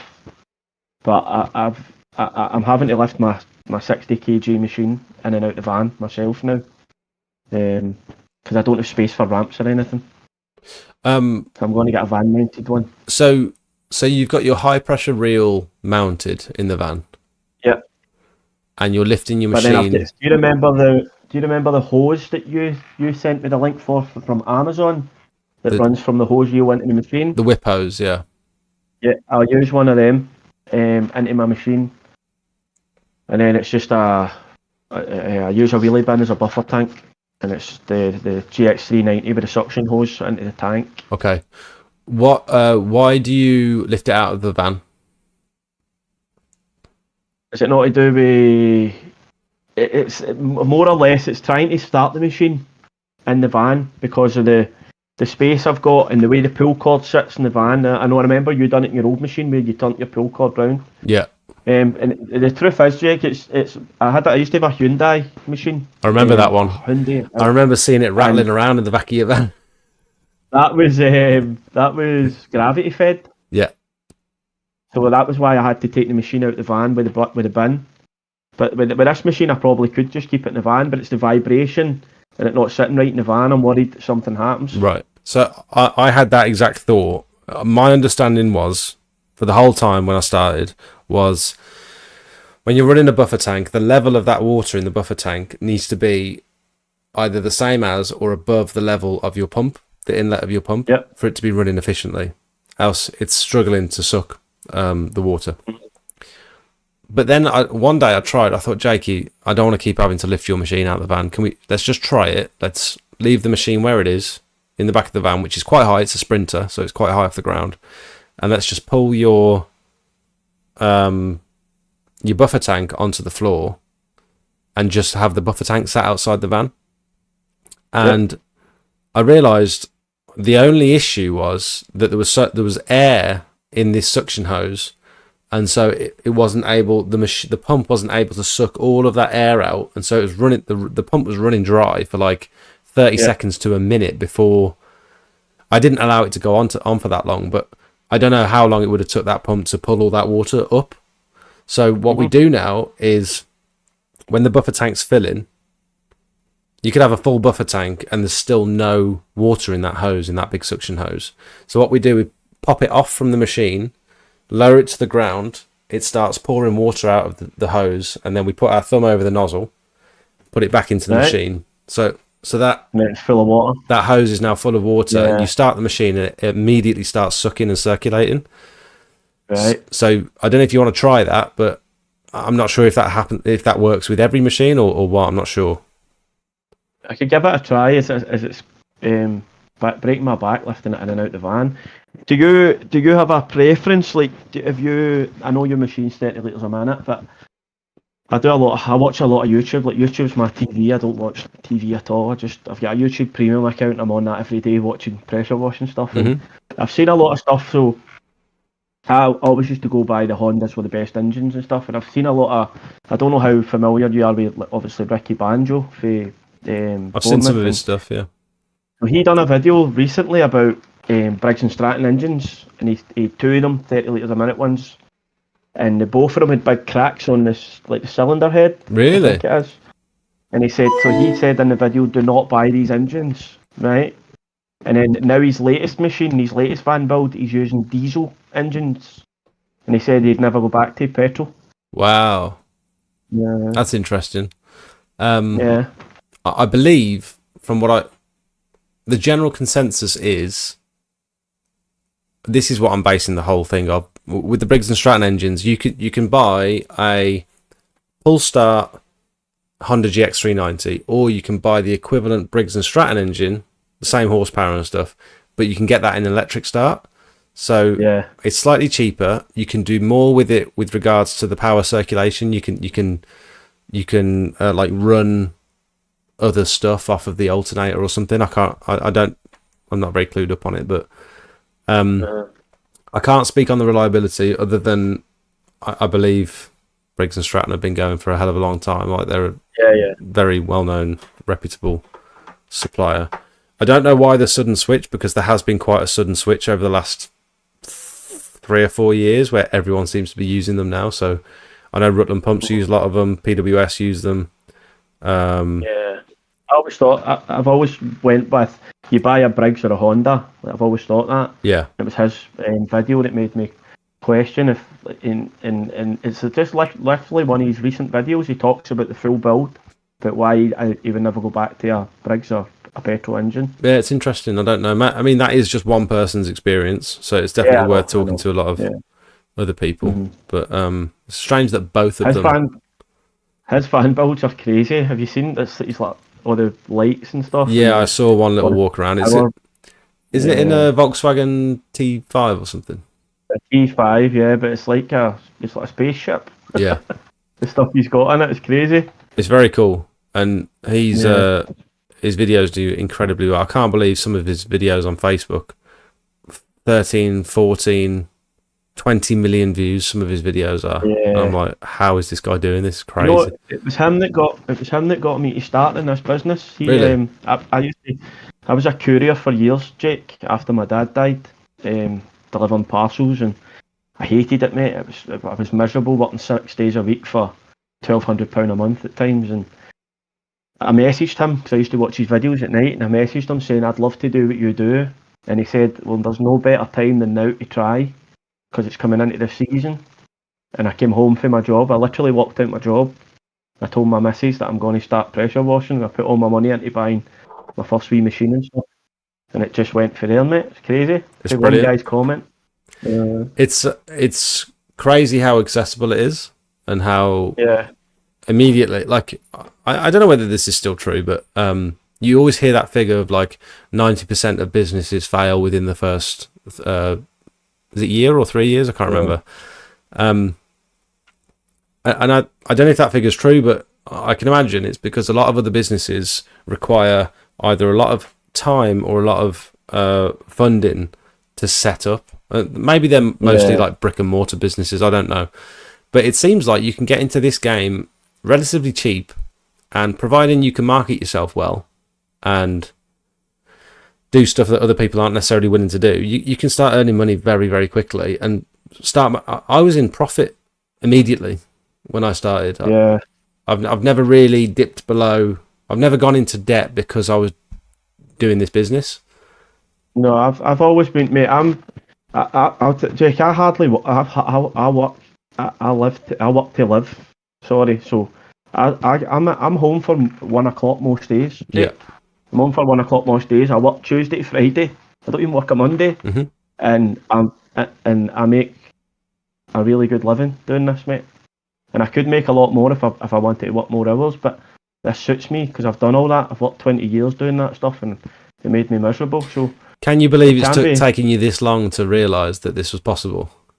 Yeah, it's crazy. I've got a mate in Edinburgh who's a brickie, and I only know him through contacting me to help him set up his business. And it's funny, he sent me a video one day about how he didn't know how to use a hose lock fitting, right? He'll not mind me saying, I think he might be watching this. And so I sent him a video back on how to use the hose lock fitting. And then he sent me a message after it saying, mate, I've just watched one of your videos where you've said you'll help anybody as long as they don't ask you how to work a hose lock fitting. So, because it was, mate, I was getting messages from people asking the stupidest questions at times that you probably had it. And it's like, I figured all this shit myself by research, so you can do it if you look hard enough, but some people just want given every answer to start. And yeah, that's the issue I have with a lot of people asking for advice and stuff in the Facebook groups, is that they're giving no context. They haven't even tried to figure it out themselves, especially with things like pricing. It's like you've got a picture from the customer, you've slapped it on Facebook and said, how much would you charge? And you've made no effort whatsoever. And it's like, I've got no respect for people like that. If you want to say, I've measured it, it's 50 square meters, I'm going to go in at 150 quid or whatever it might be. Does this sound right? Then at least the person's made an effort to quote the job themselves and they can tell us how they got there. But yeah, the people that just want to say, I get a lot of messages on TikTok saying, can you give me some advice? I'm looking to start up. And it's like, what a vague, like, where do you want me to start? Come on.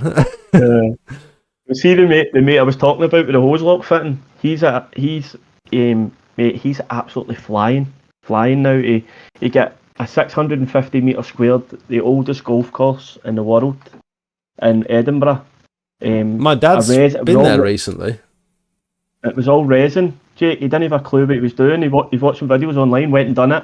Done an amazing job. The golf club was over the moon with it. Oh, brilliant! And now he's absolutely flying, mate. He's working all the time. He's about to leave bricklaying. So it just shows you, man, if you market yourself right and you get the right opportunities, it can work, man. Yeah, 100%.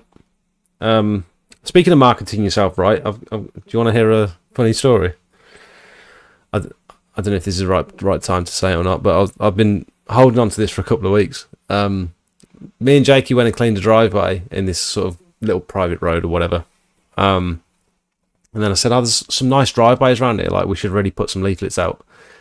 And Jakey hates doing leaflets. I think he's embarrassed by the whole thing. He doesn't want to walk onto people's properties and stuff. But it's part of the job, so we do it. And as I was approaching this person's drive, he was already looking out the window. He was waiting for me because he'd seen us go up the road. He was waiting for me in the porch, sort of looking out the window. As I stepped onto his drive, he opened the front door, and he was like, "Oh, what is it then?" I was like, I caught a little bit off guard, so I was like, "Okay." We've just cleaned a driveway down the road, and it's we're just popping some leaflets out.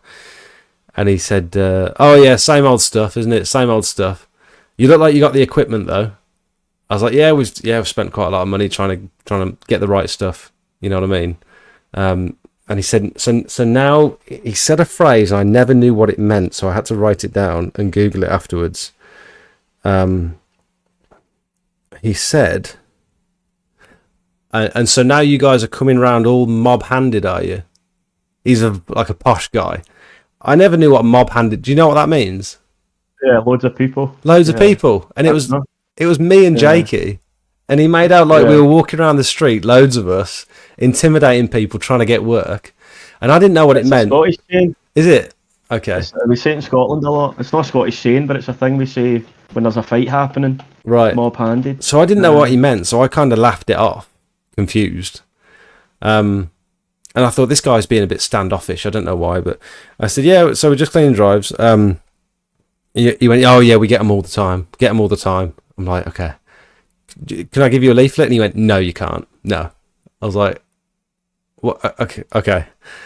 And then he said, so what equipment is that you've got then? Is it a proper pressure washer, is it? And I was like, you're clearly not interested. You're being an arsehole. So I was like, have a good day, mate. I'm going to head to the next one.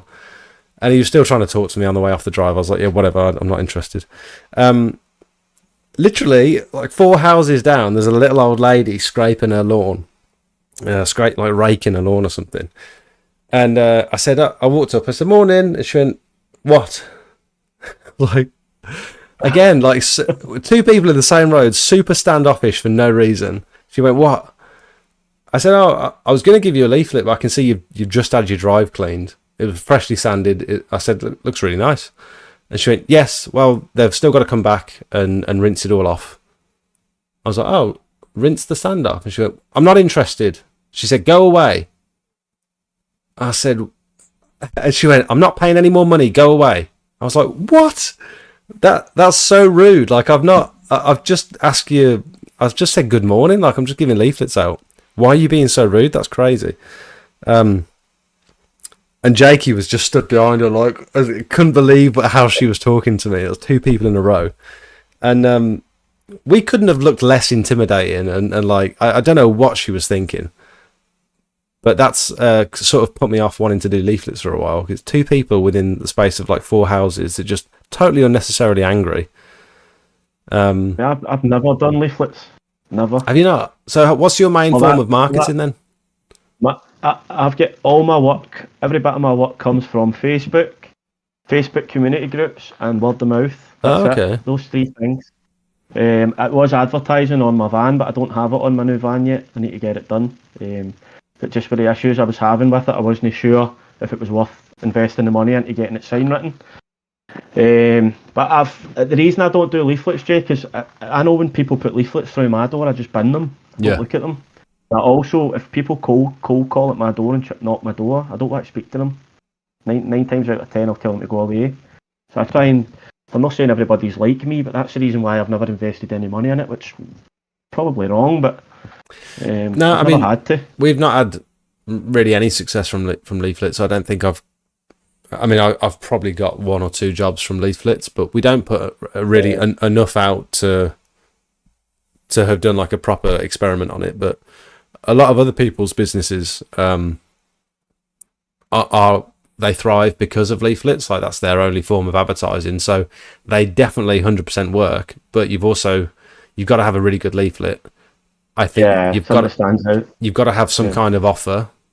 I think you've got to show that you're local and you're not just someone from down south trying to get a job up north. And you know, it's a weird one.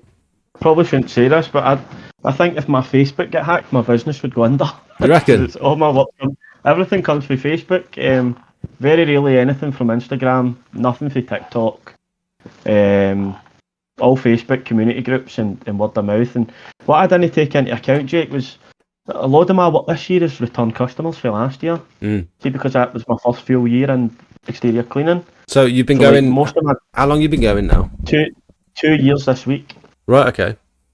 Yeah. So I'm noticing that a lot of my customers from last year are booked up. So I'm booked up to the 2nd week in June now. Mate, that's brilliant. But that's, when I say booked up, that's booked up on the hours that I want to work. Yeah, that's fine. And that's all. A load of that is return customers from last year wanting to put their stuff cleaned again. Was that a shock to you? Because it was a shock to me. Yeah, massive shock. I didn't even account for it. No, I assumed wrongly. I treated all of the first year, all those customers in the first year, I treated them like I was never going to see them again. And Yeah, it definitely. didn't make a difference of how well I did the job. I still did a really good job, and I didn't cut any corners, and I charged appropriately, and I was friendly. But when like 50% of them get in touch again the next year, it's like, oh, this is how this works. This is why people get to a certain point where they don't need to advertise anymore. It's like I didn't know that was even a thing. That was like my father. He was a plasterer, as I said, in his own business. He never advertised because he was like 30 years in the game. He just had, every year his phone would just ring. Yeah, It would just be people wanting work, and that's the kind of point you want to get to where you don't need to worry about work. Because I still get, Jake, see, come the winter, I don't know about you, but the winter time is still kind of shaky for me. Yeah. I don't know if I'm going to be out every day. It was worse when I had people working for me because I've got to cover their wages and Yeah. they're getting paid before I am. So there was a load of days where I was really worried about working, but luckily last year it was roof cleans that kept me going through the winter. Load of roof cleans. Did you expect to need to diversify during the winter, or was you hoping that you could just do pressure washing still? No, I knew that from speaking to Ricky Banjo that it died down about October. Yeah. So I knew that I had to have something. So the first thing I bought was a gutter vacuum. So And then I didn't know that you couldn't do gutters in minus temperatures.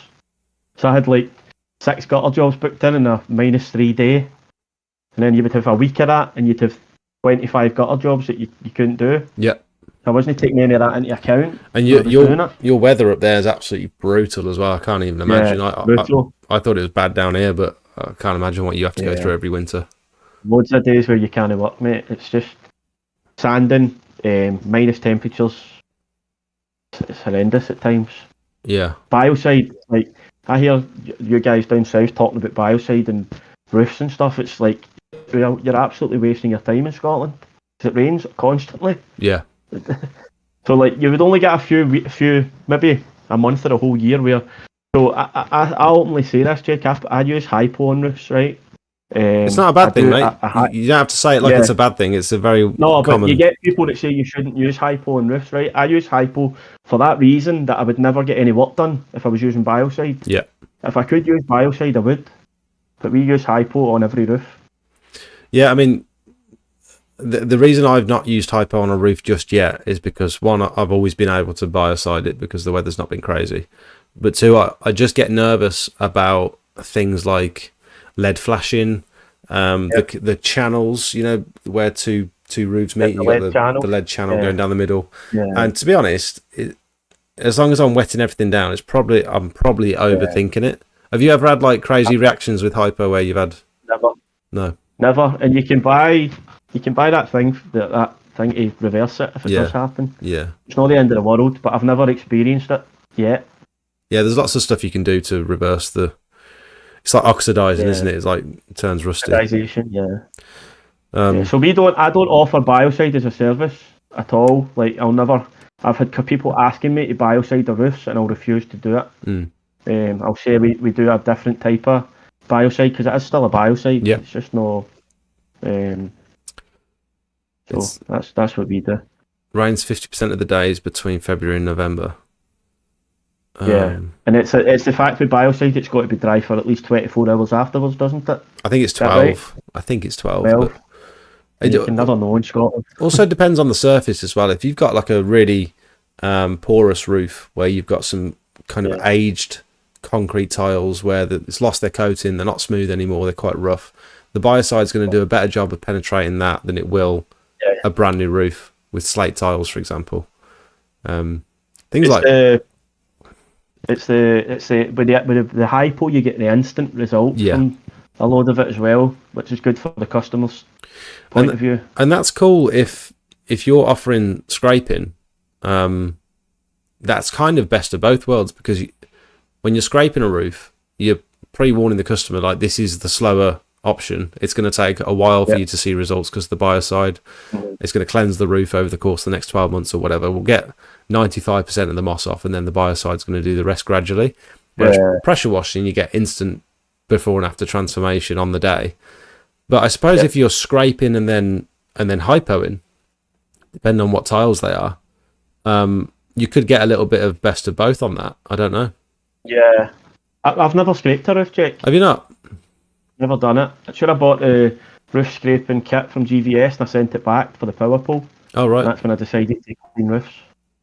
That's interesting. Yeah. There's been a couple of roofs where I've scraped them and it's been damp. The moss has been like moist and it's just smeared it all over the tiles and it's just horrible. So I guess where you are, it's always moist. Do you struggle with, say like when you scrape a roof, right? I know you do it a different way now where you're actually getting, but see the pole with the scraping? Mm-hmm. I always feel like when you're finished with that, it never looks great. That's and why you're having to say to the customer, you're showing the customer that and you think they're going to be disappointed. Like the way you've been doing it recently, you're getting every bit of moss. Like you're doing. I can't do it any other way now. Now that I've seen the results you can get by trying to safely climb on the roof and do it by hand, we've got one booked in actually in a couple of weeks where we're going to have to do it from a tower because the pitch is so steep. But it's like the little clay tiles, and with the little clay ones you can sort of drag sideways across them, and they only get moss under the little lips, and so you can just sort of drag across and knock all the moss down.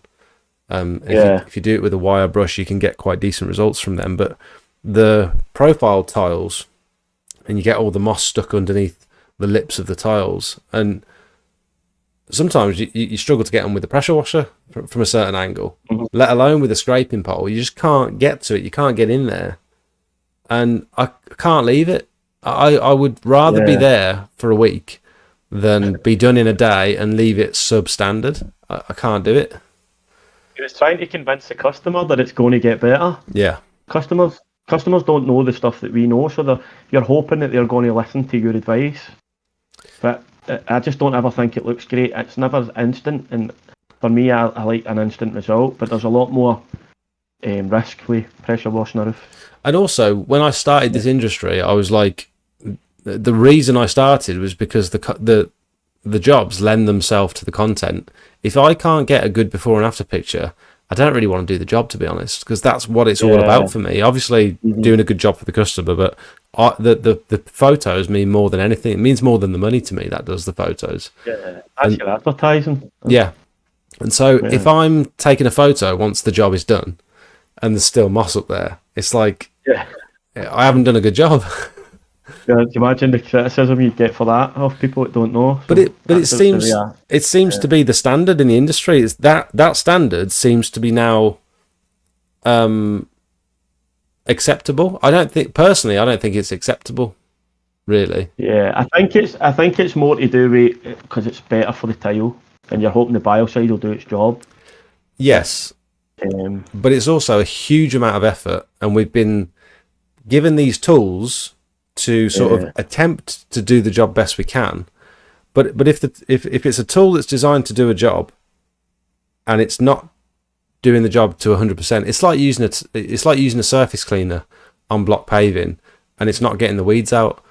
If the tool's not designed to do the job to 100% standard, then it's not really fit for purpose. And I feel the same about some of these. The roof scraping kits and stuff. Like, if you can't get 100% results, then what's the point? Surely we need to, as a collective, we need to find a better way of doing things so that we get a better result. There's nothing that I was thinking about it. Like, there's nothing up here that sells to see the extent of like GVS and stuff. I know I covered it earlier, but like PWS, all that stuff. There's nothing up here that sells any roof scraping kits. Everything I buy comes from down south. Like, I bought my Honda GX390 from Rutland Pumps, and I had a problem with the Honda engine. It was a manufacturing problem, and nowhere up here would touch it. Nowhere. I had to pay to ship it back down to Rutland Pumps at my own expense. For them to fix it, and they had to send it back to me. And so that's the only issue we have up here with buying anything down south. Is it's the trouble as well with some of the cheaper like Chinese machines, is you just can't get parts for them, and nowhere wants to touch them. They don't want to service them. They don't want to work on them. Aaron's the only person I've seen talking about he would fix the Hyundai engines. I've Never heard anybody else. Up here, I couldn't get anybody to touch it. Yeah. Just going back to the roofs for a second. If there was some, if someone made some sort of course where I've looked at the rope access courses, and I've looked at the all the iPath courses and the PASMA courses and all that sort of stuff, and none of them really talk about how to access like a tricky roof, for example. I would love to go on a course that is specifically designed for a roof cleaner or someone that does roof repair, where you don't want to chuck an extra 1,200 quid on the job for scaffolding, and you can find some way of accessing with like a rope and a harness on every single roof, ideally not invasive to the customer, where you have to start drilling holes into their walls to put the eye holes in for the harness, for the rope straps and stuff. Do you know much about roofs? I know, to be honest, I only know how to clean them. Like, I don't know anything about roofing. It'd be interesting to get someone on that can like advise me about which sort of course to go on, because I want to be able to. If you get anybody with any kind of roofing knowledge, the first thing they're going to tell you is not to clean it. Yeah, that's true. But I mean, scraping it, they can't really argue with scraping. Yeah. But I'd love to get proper training on. I mean, we've used cat ladders on roofs and stuff. I know they need to be tied in, but like, what are you tying them into? And I think you can. There's ways where you can take certain tiles off and tie onto the rafters.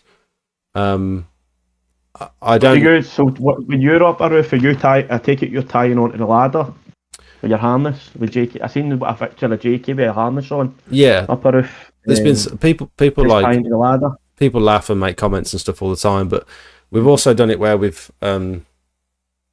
attached a rope to the roof rack on the van, and it's gone over the ridge, and then Jakey's on that backside with his harness on. And people laugh at that, but it's like, what else can you realistically do? And we're doing more than a lot of other people that are doing this job are doing with regards to safety. And yes, it might not be the perfect way of doing it, but we're trying. I know guys that attach to their roof ladder, so they hang their roof ladder over, and they'll tie onto the roof ladder. That's their harness. We've done that as well, and it's like there's. It's a bit of an unknown. There's not a lot of Callum from Solar Secure says there's not a whole lot of courses and guidance out there with regards to like walking on roofs. We'll never do it on a steep roof. We'll never walk on a steep roof. Anything that I'm not like 100% confident that we can, even on a wet day, we don't clean roofs on a wet day. But if I can't stand on the roof when it's wet, then I don't want to stand on it when it's dry either, to be honest. Let's have a look at what some of the. You go. I just want to have a quick look at what some of the comments are saying. Jake, quick tech question: if you're running a GoPro, are you running a lavalier mic? I've got a lav mic. I've got a DJI Action 4, which is what this camera is, and it does connect to a lav mic. It's a wireless one, but I don't use them when I'm filming videos. I only use them. I sometimes use them when Jakey's. Occasionally, I'll use them. Yeah. And they connect to my phone as well. Has your mic got a jack connector? It has. I can also USB-C it into the bottom of my phone as well. It's the DJI microphones that are built for this camera. Somebody in the comments has asked about, have you seen the guy on TikTok called Super Soaker? No. From Glasgow. It's a guy that was posting videos on TikTok of him cleaning roofs and stuff, but he was just the way he dealt with customers and stuff and the way he spoke, but he's kind of disappeared off TikTok. He was a bit crazy, man, with the way he spoke and that. He seemed a really nice guy, but I remember him talking about how he cleaned a roof and he had to walk off the job because he couldn't do it or something. And right. I think he's disappeared off TikTok, so I don't know what's happened to him. I saw someone on TikTok the other day with the Parker brand machine that I started with, and they've watched the first video on my channel, bought that machine, and then regurgitated everything I've said in that video, almost word for word, on TikTok. This is how you start a business, and this is the machine I bought, and this is how you do this. you need to get these woven polypropylene bags to allow the moisture to drain out the bottom. It's like you just copy my video word for word, and you haven't even credited me at all, and you're just pretending like you're teaching everyone like you know this, and you've just bought all your content. Very frustrating. You're meant to use equipment called Tetra. So I've seen the rope access courses where they're drilling eye bolts into the brickwork, and then they use this super expensive machine to test the force on the eye bolt to make sure it's in the wall and it can take the weight of a human. I think the weight of a human falling. That seems like that's not a route we really want to go down. What's Tetra? Let me have a look at Tetra. It's also you're asking a customer to let you drill into the side of their house to scrape their roof. It's a kind of big ask, but I suppose if they're wanting to get kind of roofing work done and stuff, then I'm sure they'd pay the prices for that. So it's a bit, and it's a cost of this stuff as well, isn't it, to get it done? Yeah. And it's just knowing which one to go on. I'm quite happy to go on a course. I've done a decent amount of research, and I can't find the one that is appropriate for the work we want to do. Whether that says something about the work we want to do, I don't know. But something like this, again, I don't particularly want to use the cat ladders because they get in the way. I'd rather find some way of attaching ourselves to the ridge safely, where we can walk with confidence across the whole roof. Without stuff being in the way. Yeah. I don't know. I'll have to look at that Tetra. I'll remember that. You can tie off a rope attached to your ladder or attached to the bolt on the chimney, and tie off onto that. So the other thing, I agree with you, but to get up there to put a bolt into the chimney, you need to get up there without a harness and a rope attached. So there's a risk aspect at any point of it. Yeah. And as long as you're managing the risk, I think, and you're very aware of, but also then you get into the whole thing of, I've also got an employee and I'm responsible for him, and so it's. I understand. It's what your insurance would cover as well. Like any kind of roof work, especially if you're working not harnessed in properly, then I'm sure you wouldn't be liable for any insurance. So it's something worth looking into. Did you say super soaker or super soda? Or soaker. Oh, because there's a super soda in the chat. That there. Yeah, I've seen that. Don't know what he's writing. Drill a hole in the wall at the bottom of the house and put a hook in it to attach, and then cement the hole after.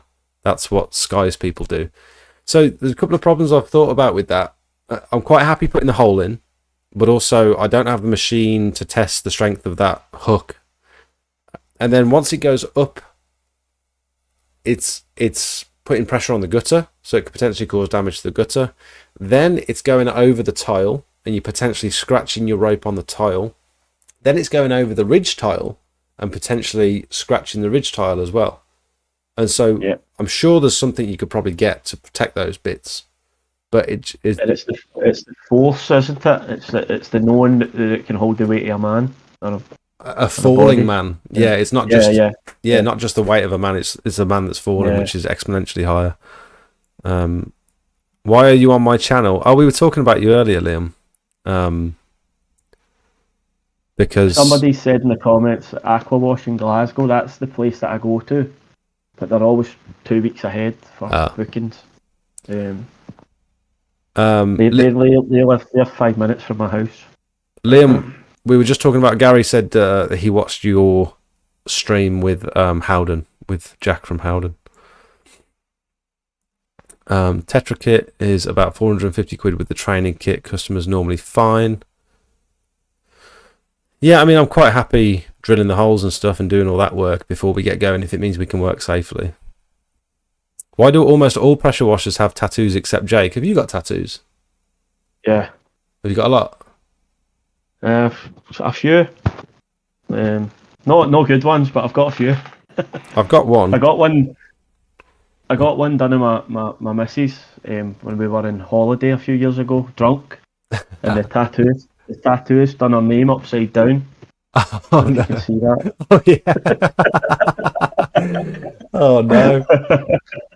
So try and avoid it now. I've got a big Oasis tattoo on my leg. I love Oasis, so I mean, it's a good story, that tattoo. yeah. The problem is the standard ladders are for emergency work, not planned work. If the HSE could ban ladders, they would. Yeah, true. Yeah. Cowboys don't want... Evening just joined. Are we on about the solution for roof work? Google mobile fall arrest system. It's a trailer with a crane. See, even that sounds inaccessible to someone who just wants to scrape a roof. I think the route is HSE want you to scaffold the whole property to scrape a roof. And you're never going to do that. No. Oh, mobile fall arrest system. Yeah, I mean, some people will get a cherry picker in, and then my brother said his work used to do this. They'll get a cherry picker over the top. You'll harness onto the cherry picker and then step down onto the roof. But then you need to hire a cherry picker for a roof scraping job. £400 for a day up here. It just seems bonkers, really. Yeah, a lot of money, and it's you're having to ask a customer to pay that. Yeah, I suppose if you're thinking about safety, then they should be willing to pay it. How are you doing for time? I realise I've kept you here for almost 2 hours now. We can. Yeah, I'm fine. I'm okay. I'm not getting any rush. If you want to keep me here, or if you don't, it's fine. Do you find that you're as now that you're on you over 2 years now, aren't you? Oh, you're 2 years this next week. 2 years this week, yeah. Do you find that returning to those first properties that you're doing the job quicker now or more efficiently, or definitely? Well, the machine's helping for a start. So you've got a higher flow machine. Yeah. The difference from 15 to 21 is massive. Well, I find it is anyway. And most of the jobs when I'm going back to it, it's just a general tidy up. There's no black spot. There's a bit of green algae. But there was the one in the video that I repointed. I cleaned that last May, and when I went back to clean it just there, it was completely green because it gets no sunlight. But was it just? I'm guessing it was just light algae that washed off with water. Yeah, it's not. Yeah. It's not those deep black spots that you had to deal with the first time. No. So the reason I ask is because what I've been finding is that I'm not just down to the tools. A big part is down to the tools, but also I'm doing jobs a lot more efficiently now. And you could also say that it's because I've got a labourer now as well, Jakey. He's not a labourer. He's more than that. But I'm realising I'm doing stuff in a very specific order, and it saved me so much more time on these jobs that before took me over half a day just to do a driveway. And it's like, now I understand the process and I'm getting better results. I'm doing it faster, and it's all because I'm learning stuff, and it's not just the tools. It's the experience counts for a lot, and I hadn't thought about that. I just sort of disregarded that. I thought once I've learned how to pressure wash something, there's not really much more you can learn. But I sort of have the same process for every. So if it's every driveway, it's the same kind of process, isn't it? I don't know what you call it, but I call it cutting in. Where you cut in go around the edge area. Yeah, edging. Then it would be the surface cleaner. But what I do now is I do a general tidy up of the area before I put any water on it. So any leaves, dirt, clear out the drains. Yeah, we do that as well. Stuff, and that makes your day go quicker. Gaz, tell Jake how to point. I think it's because I keep pointing. No, I think pointing up the patios. Oh, pointing up the patios. There's a full video. The videos. It's actually my most successful video on YouTube. It gets 30,000 views. When was it? So, a couple of weeks ago. A month ago, maybe. Yeah, we do that. That pre sort of tidy where you go around the patio beforehand or whatever, taking all the pots off, and inevitably the pots have got loads of muck underneath them, and there's loads of leaves all over the patio. A job the other day, Jet, where I put it in the Discord where I turned up to the job. The job was booked a month in advance, Welcome and back to another the video. area was covered in old old Today we kitchen are on a furniture, patio. old kids' toys from outside, and it took me and my labourer almost an hour to clear everything up. And I wanted to walk off the job, but then I don't want to have that guy badmouthing me online saying I walked off his job. So it's one of these situations where. So I cleaned that patio in May last year. And look at the colour of it already. So did you have that conversation beforehand with the customer about, or was it just you wasn't expecting that when you arrived? I wasn't expecting it, but see, if it's an elderly person, I'll move anything for them. But Yeah. I find I struggle when it's a young guy, where I feel as if he's been lazy. Yeah. But then I need to accept that I never told him everything had to be cleared. So Yeah, it was annoying. I've realised over the years to expect nothing from the customer, because some people are expecting you to turn up and literally do everything, and they don't want to hear from you. They won't offer you a drink, and it's like you can't believe how ignorant some people can be. And Yep. And so I've got very good at like pre-warning the customer. Look, we don't take any waste away with us, so all the waste will be bagged up and left with you, either for your compost pile or your garden waste bin or whatever. If we have to move, if you go to near the end of the video, you'll see how I mix up the point and stuff and that. If you want to see it, yeah, it's like maybe the last 10-15 minutes of the video. And so I'm sort of I'm very clear with them that, you know, if we have to move loads of pots and furniture, we're gonna charge you extra for it. So either we can do it or you can get someone else to do it for you. Because there's nothing worse than starting the day at 8:30 in the morning, because we don't start till, well, we get to the property probably 7:45. There's nothing worse than starting the day having to shift 30 pots and a table and chairs and stuff, and your back is already knackered before you've even turned your machine on. Yeah. And it's stuff it's difficult. Go on. It's difficult because like you understand people have got busy lives and stuff, but if you're making them aware and they've still not done it, then I'd have an issue with that. But Yeah. I never let the guy know. So you see there, you just lay it on the patio.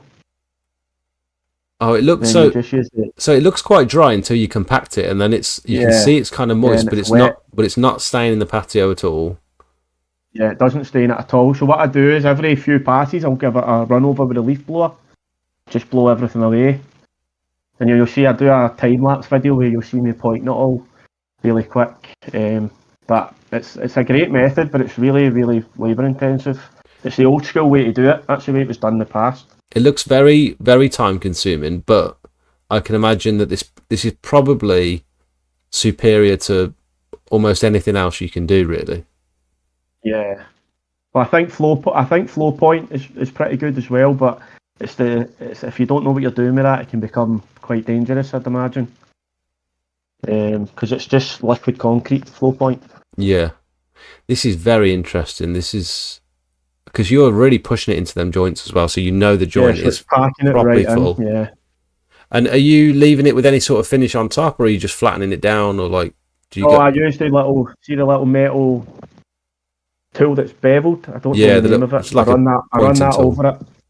Yeah, the little pointing tool. I run that over it at the end once it's kind of dried out a bit.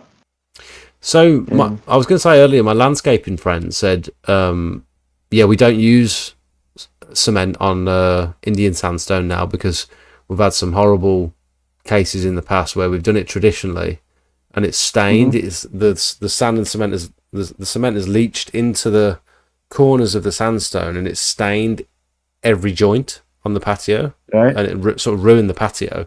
And there's nothing you can do really, because sandstone's so porous. It sucks all the moisture out of the cement mix and pulls some of that cement in with it.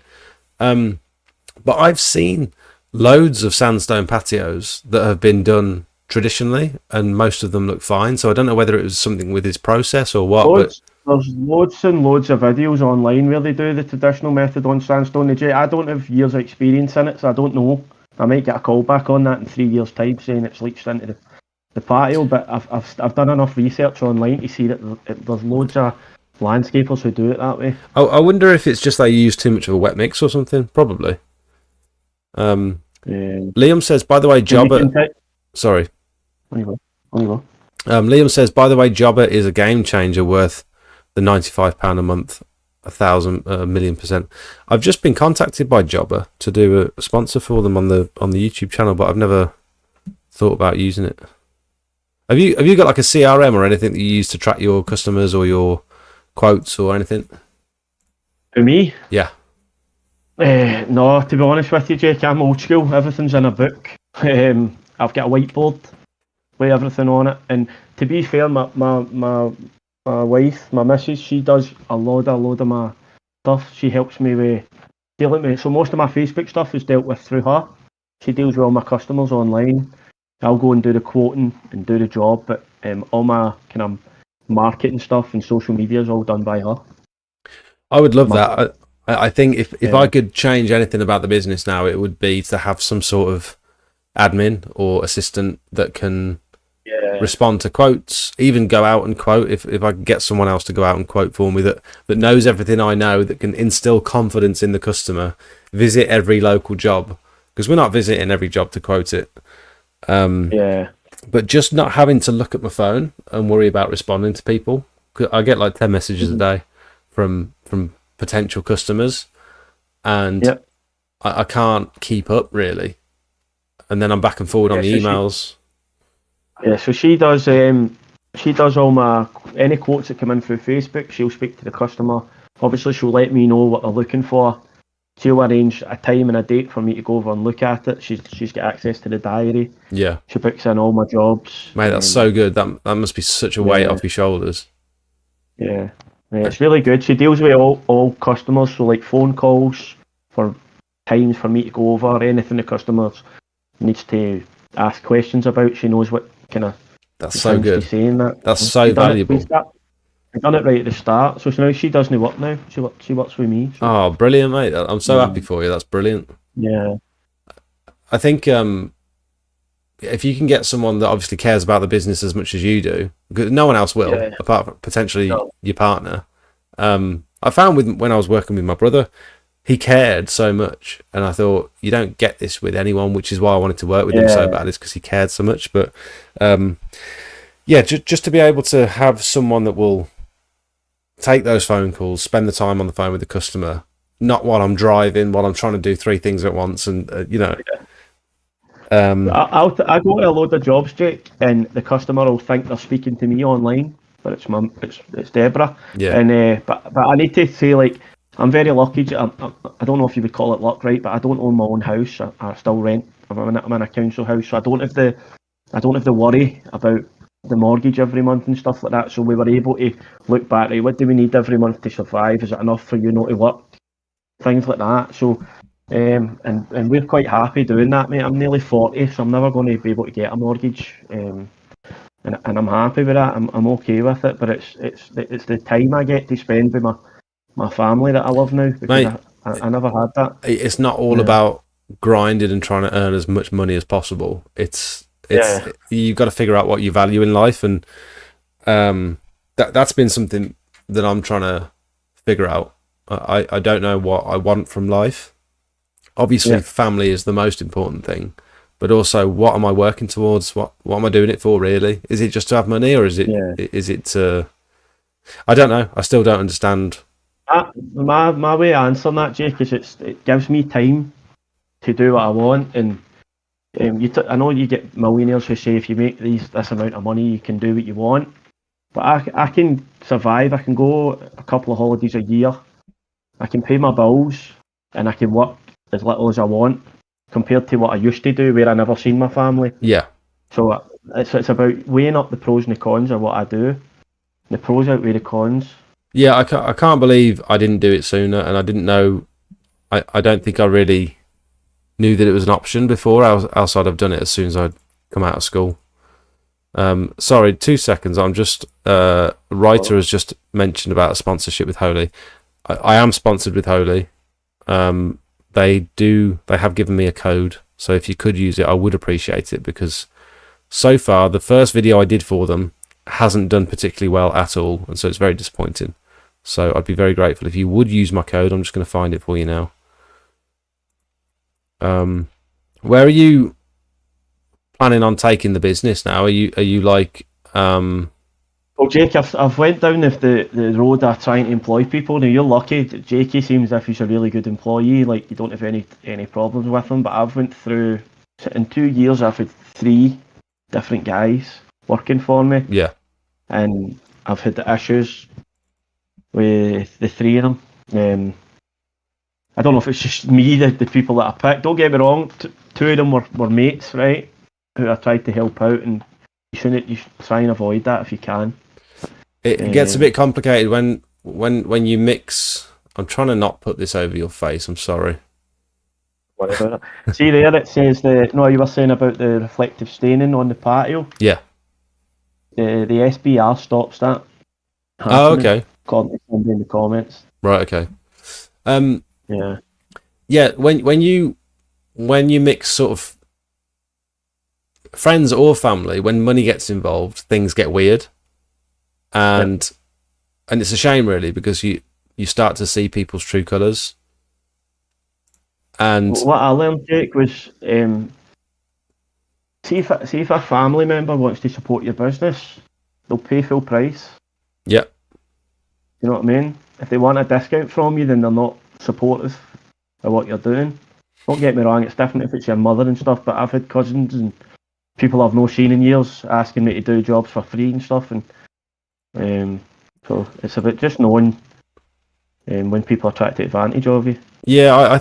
I found that in the beginning, and I even said to people like, oh god, that is too big. I said in the very beginning, like, if anyone wants to support your business, they should be paying full price. Yeah. Because otherwise you're sort of trading time for money really, and that's not the sort of position you want to be in. And what I normally find as well, Jake, you see if it's a close family member, they'll give me the money anyway. Like, they'll want to support me. Yeah. There's never an issue. You know what I mean? I've just employed a lad to take the pressure off me, but after only 3 weeks, he's left now and started working for himself in the same village. Oh. Yeah, happens all the time. It's so easy to you just need to learn a bit and then you're away, isn't it? And then you're up against it. Well, you're not up against it, but it's like you can have so many competitors in the same place. But there's 4. I live in a small village and there's 4 guys in a 2-mile radius that do this. Yeah, I to be honest, I didn't even check that when I started. I didn't check whether it was a competitive industry. I assumed it probably would be. It's kind of like window cleaning. What other services do you do? Is it mainly roof cleaning and pressure washing, or do you do the roof cleaning, pressure washing, fascia, soffit cleaning? I offer soft washing, but I don't get a lot of it, Jake. And see, to be honest with you, it can be a nightmare if you don't know what you're actually doing with it. So I try and avoid it, if I'm honest. Do you do window cleaning? No. Why? I don't.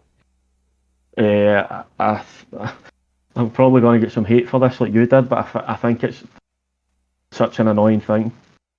I don't enjoy it. I don't get any pleasure out of doing it. Now, I know there's a load of money. I've got a mate who does it, who makes a lot of money doing it, but it's just not for me. Yep, agreed. What do you think is the worst, when a customer books you in for a job,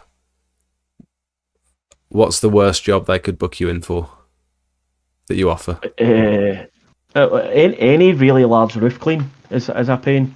And I don't really like cleaning fascias and soffits either. I was going to say that would be the one for me. The fascia and soffit washing, just not very gratifying. Proper graft, really, if you want to try and do it properly. Proper graft, it is, right. And not really, I can't really justify charging enough to make it worth my while. I mean, what? If I could do driveways and patios for the rest of my life, I'd do it. Yeah, same. But it's the lucrativeness of the roof cleans for me, because if you do, say if I do 2 roof cleans a month, right? Realistically, I could not work the rest of the month if I didn't want to. Yeah. Do you know what I mean? So it's like you're chasing the money with the roof cleans. But if you can get that in other services, then do it, because the risk versus reward is crazy. Yeah, true. Yeah. What do you think about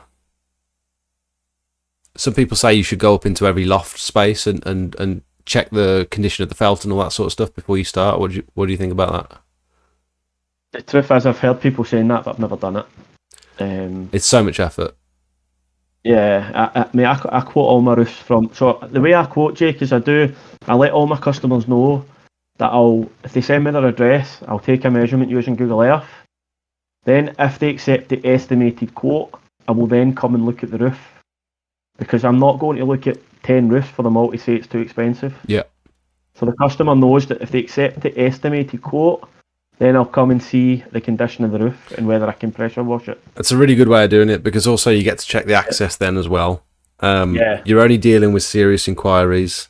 They're getting a ballpark figure. And do you say like it could go up or it could go down, or is that like depending on the condition of the moss and stuff? Then there could be a slight increase, but at the same time there could also be a decrease in the price. Have you ever decreased the price? Yeah, I have. Some roofs I've turned up to and there's no moss on it; it's just green. Yeah. But it's maybe one or two that I've done. Because I think you'd only go up to the roof space really at the point of quoting the job, because it's no good giving a price, turning up on the day with all your equipment ready to go with a tower, and then looking in the roof space and deciding actually I shouldn't pressure wash this because you've already invested all that time and effort into being there. And are you really going to put that much time and effort into a quote when you've got a 2 out of 10 chance of winning it? It doesn't make sense to check every loft space. So even guys like if I'm talking to Nick from Prestige, right? I speak to him a lot, and he tells me that he only gets a 3 in 10 roof cleans. Really? Yeah, I think it's very common. I think it's the same thing. I think people don't understand how much effort it is, how much cleanup there is afterwards, how much it should cost, and they think, well, it's just the same as pressure washing my drive. It's just up the top there, but it's a totally different job. What I find, Jake, is see when I go and actually do the job, the customer can't believe the way it's cleaned because we use the poles. They think it's just. I always explain to a customer that we'll never set foot on your roof when we're cleaning it. Yeah. It's all done from scaffold towels using specialist roof cleaning equipment. Yeah. Because the minute they just think you're going to turn up with a pressure washer and a pair of steel toe cap boots on and walk all over the roof, and that's not how I do it. No. So I think when I put all that into the quote and I explain everything, and I also attach a YouTube video of me cleaning a roof, that's a good idea. it kind of puts their mind at rest. Yeah. See it. Craig says, question about walking on the roof. As you only scrape on a dry day, could you not lift up 3 to 4 tiles and tie onto the roof truss? This is what I'm questioning. Can you do that? Can you take tiles off of the roof? How solid are the trusses? But yeah, are you talking about the truss at the top with the ridges, or the battens? Because the battens can't be that solid. It's got to be the vertical ones that go up. Yeah, the vertical ones. And like that'd be the ideal way of doing it. But can you just remove tiles like that and find a good access point to put a rope around? Felt's in the way. That's another thing, I suppose. Do you have somebody? So see, I don't know if you've done it pressure washing, Jake, but do you have? I see guys that replace the tiles on their own when they damage them, or if there's broken ones. I've never understood that. I've got a roofer mate who does that for me. Like you must either have those tiles handy in the van. Yep. Or all different tiles, or you're spending the next day going out to a tile yard to grab some tiles, going back, setting all your kit up again, getting onto the roof.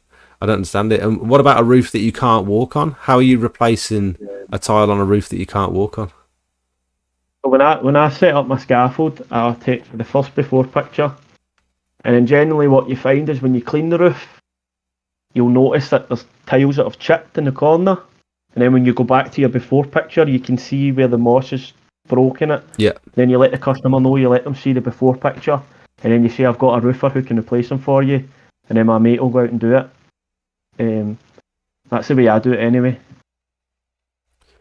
Yeah, there's a lot of different ways of doing this. We visit each roof clean, complete our drone survey, and send the pictures to the customer. We are closing approximately 60% of roof cleaning quotes. Exterior essentials, that's incredibly impressive. I think if you 60%. turn up with a drone, then you look very professional. Yeah, yeah, definitely. Rather than a tape measure. But again, it's a lot of investment into time for someone that has no Yeah. idea how much this service costs, and you're going to hit them with a £1,200 quote, and they're like, "What? I was expecting 500 quid. Wait, 1,200 quid?" Yeah. And you've just spent all that time going out and doing a drone survey. Yeah, it's a load of time and effort into roof cleaning. That's why I do it the way I do it. I let them know the price first. Cody, how are you? You say bring a couple of tiles in the van with you when you make a note of which tiles it is. But like, if you're pressure washing from a tower, it probably means like you either don't have a cat ladder or you won't climb on the roof anyway. So how are you replacing tiles on, especially on the, those little clay tiles where the roof's super steep? How is anyone replacing tiles on those roofs? I don't understand. Because if you I know that my mate replaces all the tiles he's got all different sizes of roof ladders, but he's a roofer. Yeah, That's I the way mean, they do it.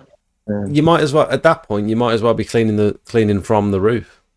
You know what I mean? Yeah. If you're going to get on the roof anyway to replace tiles, why aren't you? I don't know.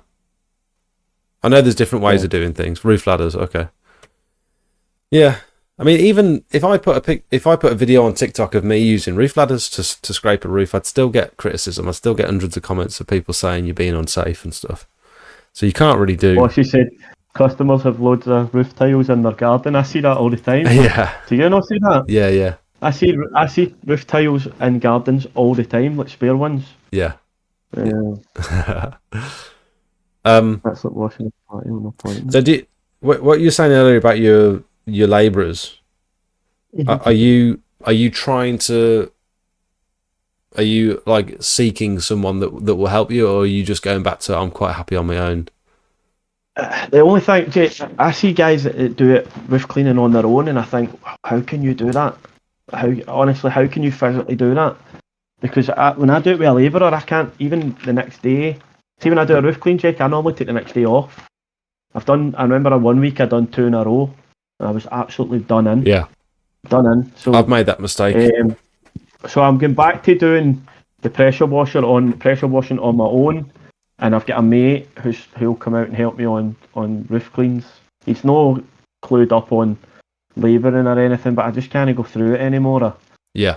Training somebody up and teaching them certain things, and then they disappear. Shane, what are you? It's like washing a patio and not pointing it to me. Shane's got an issue with me tonight. I don't know what he's saying. You do get on the roof, Jake. I'm not saying I don't get on the roof, Shane. What are you talking about? You've been making weird comments all night. Maybe I'm just missing the joke. You have it in for Jake today. I've seen when you put yourself out there, Jake. People just love to. He's a member of the channel. He's a member. He said, I've seen you and Jakey walking on a roof without a clue how to walk on a roof. Okay, please educate me, Shane. I don't know what you're saying. Talking Tosh has a switch tip. Oh, you can't call him that. Do you watch Mac? What are your favourite YouTubers for? You say you learnt this whole thing from YouTube. What are your favourite people? I think my absolute favourite who is Nick from Prestige, right? He's the guy I watch religiously. Prestige Exteriors. And he's helped me massively. Any jobs I've ever been stuck on, I've messaged him and he's gave me the answer. So him, I watch a load of Ricky stuff, but his are all just kind of top down live view. Yeah. I used to watch a load of Macintosh, mate, but the less I say, I don't really want to say it on a live stream, but I've kind of stopped watching his stuff, to be honest with you, because I feel that he's a bit arrogant. I think he seems that's to have just lost. my opinion. I could be wrong, but I just feel like sometimes you forget that you started somewhere. Yeah. You know what I mean? Yeah. So I used to religiously watch his stuff. He taught me a lot, but recently I just feel like he's got it in for roof cleaners at the minute. I think he's trying to. I think that's just because I do it. He's trying to promote his service to his customers via YouTube, and he's trying to be the best. which is fine. But Yeah. there's a way of being the best without slagging everyone else off. Yeah. But Couldn't- other than that, yourself, I watch your stuff. But that's kind of it. To be honest with you, it's you, Nick, Sid, and you watch Partridge? I watch Sid. I do watch a load of Sid stuff as well. Yeah. Couldn't agree more. Tough graft on the roofs. Always complete our roof jobs Thursday, Friday to have the weekend to recover. Yeah, I've done it a couple of times where we've booked in 2 or even 3 roofs in a row, and it's just chaos. That's the thing. See, people don't understand until you turn that power pole on and you hold it. You don't have an idea what you're up against at the start, don't you know? It's crazy. Like, your body's just not designed to be like that for as long as it is. Yeah, definitely. And in that position, especially if you got a trigger, you're holding the trigger as well. So your hand. I remember my first pressure washing job on a roof. I couldn't open my hand. My hand was stuck like that. I physically couldn't open it at the end of the job. And then your elbow's like this, and your neck's twisted, and you're looking up all day, and you've got the sun in your eyes, so you can't really see what you're doing. It's the most uncomfortable, awkward position. Yeah. It's horrible. There's not, like, I remember Sid saying in a video, it's so much fun cleaning roofs, and that's just not my experience, Jake. Like, I don't enjoy any roof clean I do. I don't, because it's just, I know how I'm going to feel the next day. He's another animal, Sid is. I don't know how he puts out. I don't know how he does so many roofs, and some of them are absolutely huge, and he's doing it from like 50 feet away from the ground. And I'm like, how are you even holding the pole, let alone accurately cleaning the roof? I don't understand how he does it, and he seems to be having fun with it as well. Just one of the guys that's no fear in anything he does. Yeah. That's what you need to be like in business. Shane says, you're on about replacing tiles. Why not replace the broken ones? I mean, I'm not a roofer. I don't. If we're not breaking tiles when we're cleaning the roof, which we don't, then I don't really want to get involved with replacing them. Before you and Jakey used harnesses, you walked all over the roof wrong. Walk on the bottom of the tile. See, I disagree with that. I don't think you should walk on the bottom of the tile. I've cracked one tile, and that was from walking on the bottom of it. Because where they overlap in the corners, that's the weak spot generally on the concrete tiles that overlap. The only tiles I've ever broke, I sat, so we cleaned our roof, and it was a big roof we'd done, and I ordered the wrong size scaffold, right? So I had to use a roof ladder, and I sat with my legs over the ridge on each side, and the ridges caved in. 3 of them, I had to replace them. Really?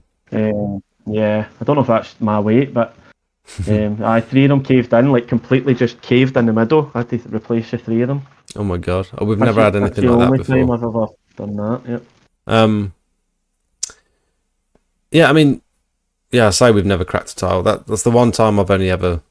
It was like chipped off the corner of it and stuff. So I always explain to Jakey, like, you need to be walking on the upper part of the tile, not the lower part, because that's the most fragile bit. I don't know if this guy's trolling. I can't tell. Because he gave your logo a 2 out of 10. Oh, is that why? Mate, I actually changed my logo simplistic. Mate, I sent you the picture. Your logo. And then I changed it again after that. Your latest one. Your latest one's brilliant. I love it. Yeah, I changed it because you pointed out all the different colours, and I went, no, he's right, man. He's right. So. I hope I wasn't too harsh, but I like no, I took it with a pinch of salt, but I did agree with you, to be honest. I like the new one. I only just started out pressure washing, got a budget machine, but learnt so much from watching videos, either Sid or your videos. Watch Sid's video from, he started out with his Wilkes. Jake, thank you, Tintins, by the way. Can Shane be next week's guest? Gary, do you think in Scotland people aren't as house proud? I find in Scotland we have got lower prices to win. We have to go in lower prices to win jobs. Definitely, because of the elements up here, people are reluctant to get like soft washing done, and this is only my opinion. I don't know, but like because of the weather, like you're going to soft wash render for it to be the same again next year. So yeah, I think down south you get better weather, so people are more proud of their houses. I think there's a lot of potential though in those buildings where the render is black and Yeah. you can make such a big transformation on it. But like you say, if the buyer side that you're putting on, you haven't got a break in the weather for 12 hours, and the buyer side you're putting on is going to rinse straight off. I don't know. I think something could be done there potentially in the mix. Maybe putting on a stronger solution or something. I'm not sure. I mean, I avoid biocide, which is isn't great for an exterior cleaner, but I couldn't even tell you how to use it. Like, I don't know anything about it at all. Thanks for watching, Lindsay. Bottom of the tile is the thickest bit because of the one underneath. Yeah, okay. Okay. I mean, you don't have to come at me so aggressive though, do you? Lads, just while you're reading the comments, white cement is best to lighten the colour of your pointing. You can point with kiln-dried sand, but the finish is more coarse. There you go. Here's your answer. Okay. I don't know. I only know builder sand and cement. I couldn't tell you anything else.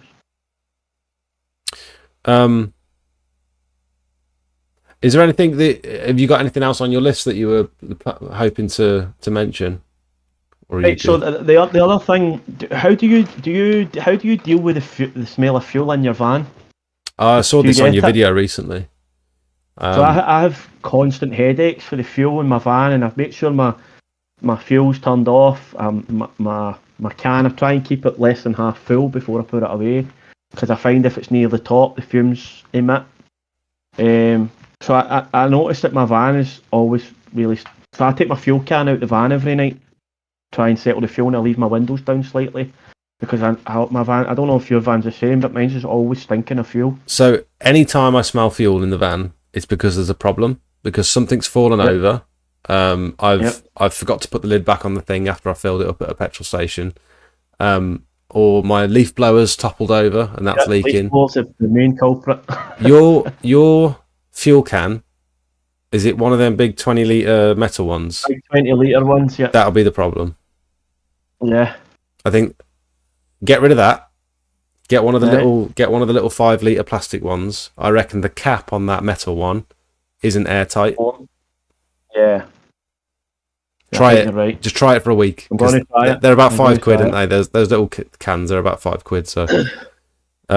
That's it. Have you any? The other one I had is like, is there any big mistakes that you've made since you've started that you wouldn't do today?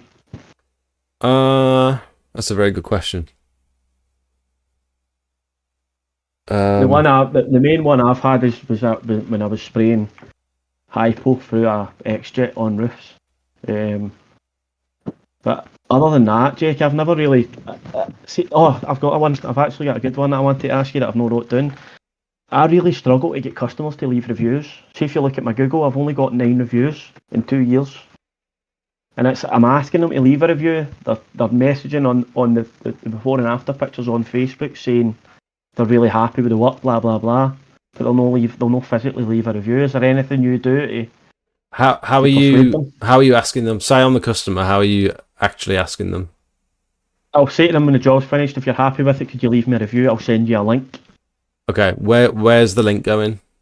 It's a link to my Google to leave a review on my page. Is it the review link, or is it just a link to the page?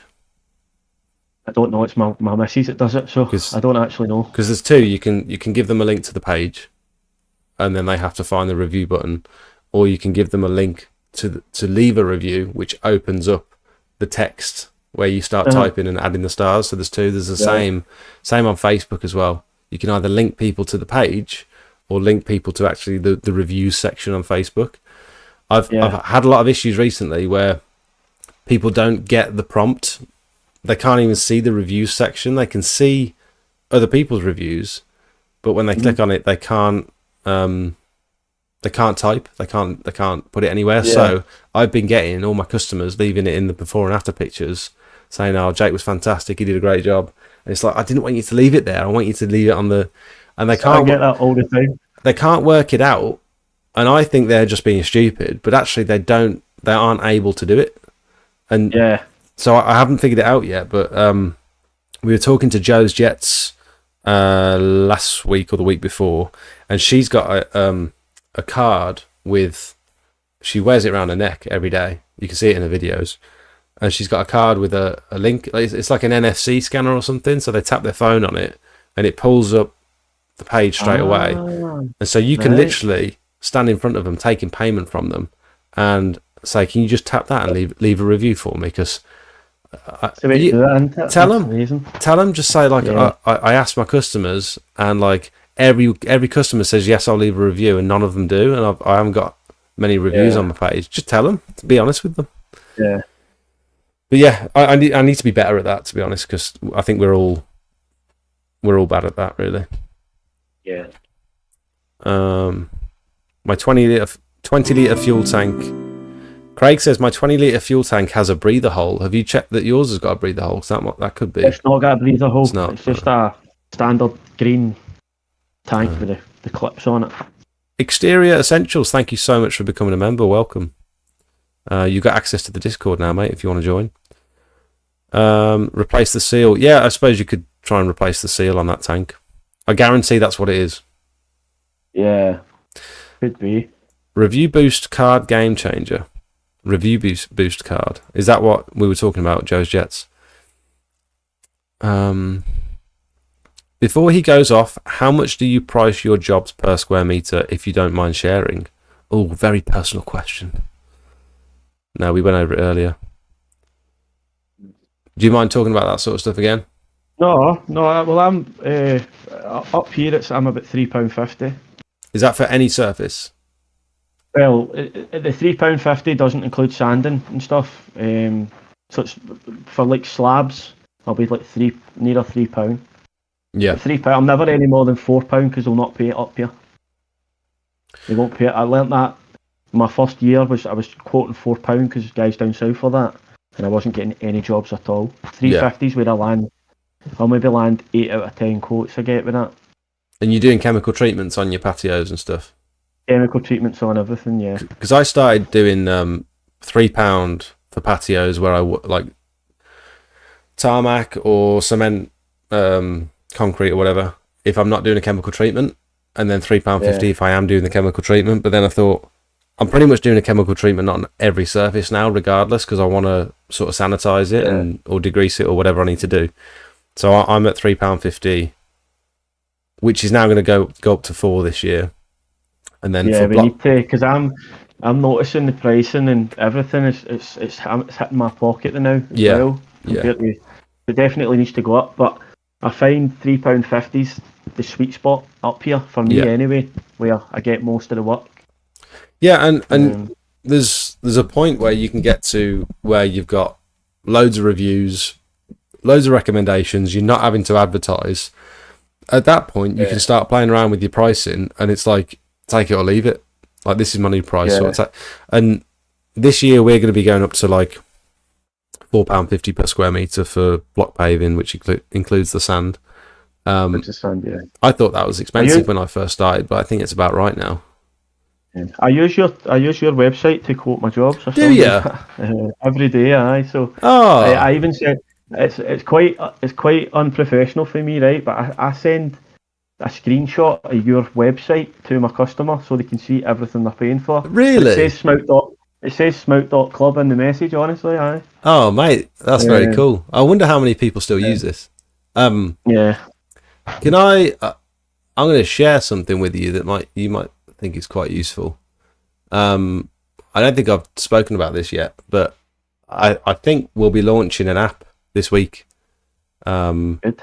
We've got an app developer who's been working very hard, and I'm not going to show you too much because it's quite hard to explain, but it should make the quoting process incredibly simple.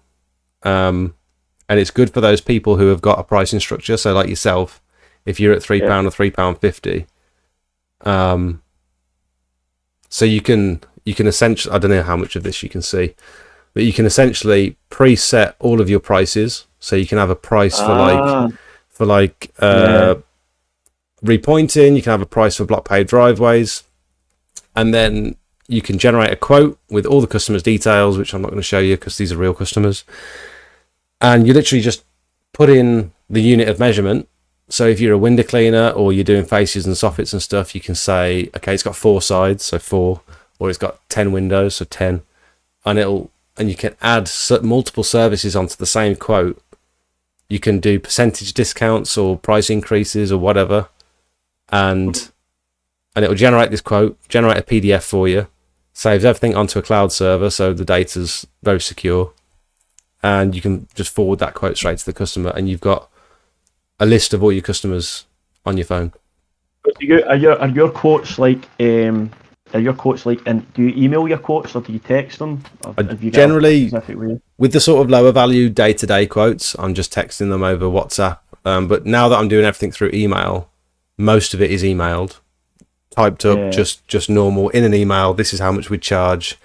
These are the terms. This is our availability. If it's a commercial quote, or if it's something a lot higher value, anything over about $2,000, we're doing like a formal quote. A lot of people will ask for, if they've got their own business, if they're self-employed, they'll want the quote or the invoice because they're going to put it in the business name or something, so that they get a tax write-off. So well, most of mine's done through WhatsApp. It's like a generic message saved in my notes, but then I add in the square meterage, all the breakdown, everything. Yeah. And I send that along with a screenshot of the breakdown, the pricing. This is going to be perfect for you. It will. Yeah. Anyone which I think everyone should have some sort of structure. It's going to take you seconds to put together a quote in front of the customer. It's got some really cool quality of life features that are going to make it quite customizable for your business while you're in front of the customer. How much are you going to charge for the app? When is that happening? Did I speak to you? I'm hoping he's just released tonight. He's just released the 0.7 update. I haven't tested it yet because he texted me as soon as I started going live, so I'm going to check that out, and hopefully it'll be this week. I don't know. It's not going to be expensive. It's going to be a subscription-based app, but it's going to be quite cheap, I'd say. And thinking about doing like a 30-day free trial for people, so keep a lookout for that. Would you consider having a euro version of the app? Yeah, you'll be able to change the currency. Yeah. So the repointing, somebody's asking what I charge for repointing per meter squared. So I'm between 25 and 35 a square meter, depending on the area size. Okay. So that's for the traditional. Traditional, yeah, because it's very labour intensive. So I'm between around about 15 and 20 pound per square meter for the Nexus Titan, and I thought that was pretty up there. I thought that was pretty expensive because the product itself is expensive as well, and it's quite labour intensive. But with yours, the product is cheap. Really? Yeah, it's for a bag of sand, for 3 bags of sand and cement, you're about 25 pound. Yeah.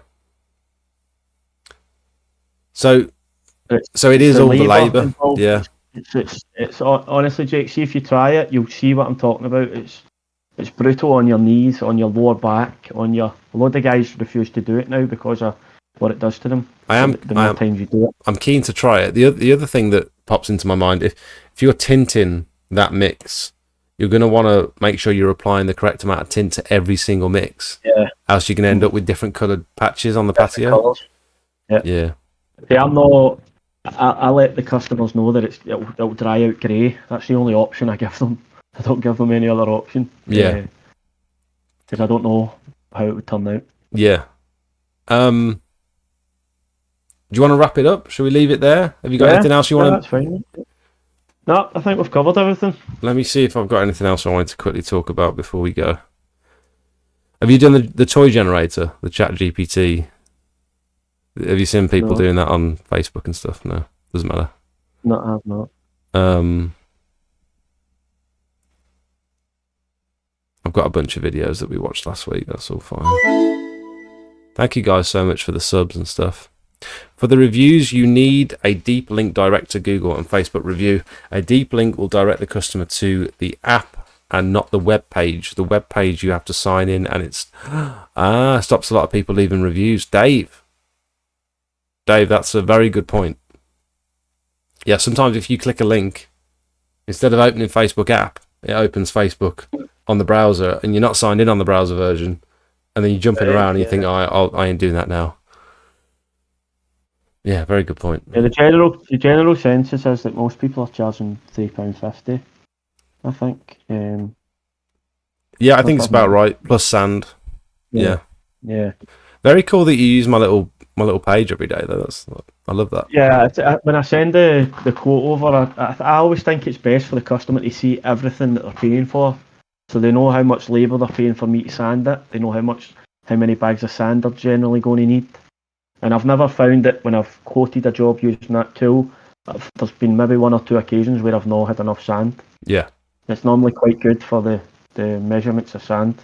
Yeah, that's based on 1 bag of sand for 15 meters squared, which sometimes, like if it, I just look at the joints now. Sometimes if they're tight joints, you can get a bag of sand for like 25 meters squared sometimes. Yeah. But we did it with 15 because I thought I'd rather be conservative than have the person turn up with not enough.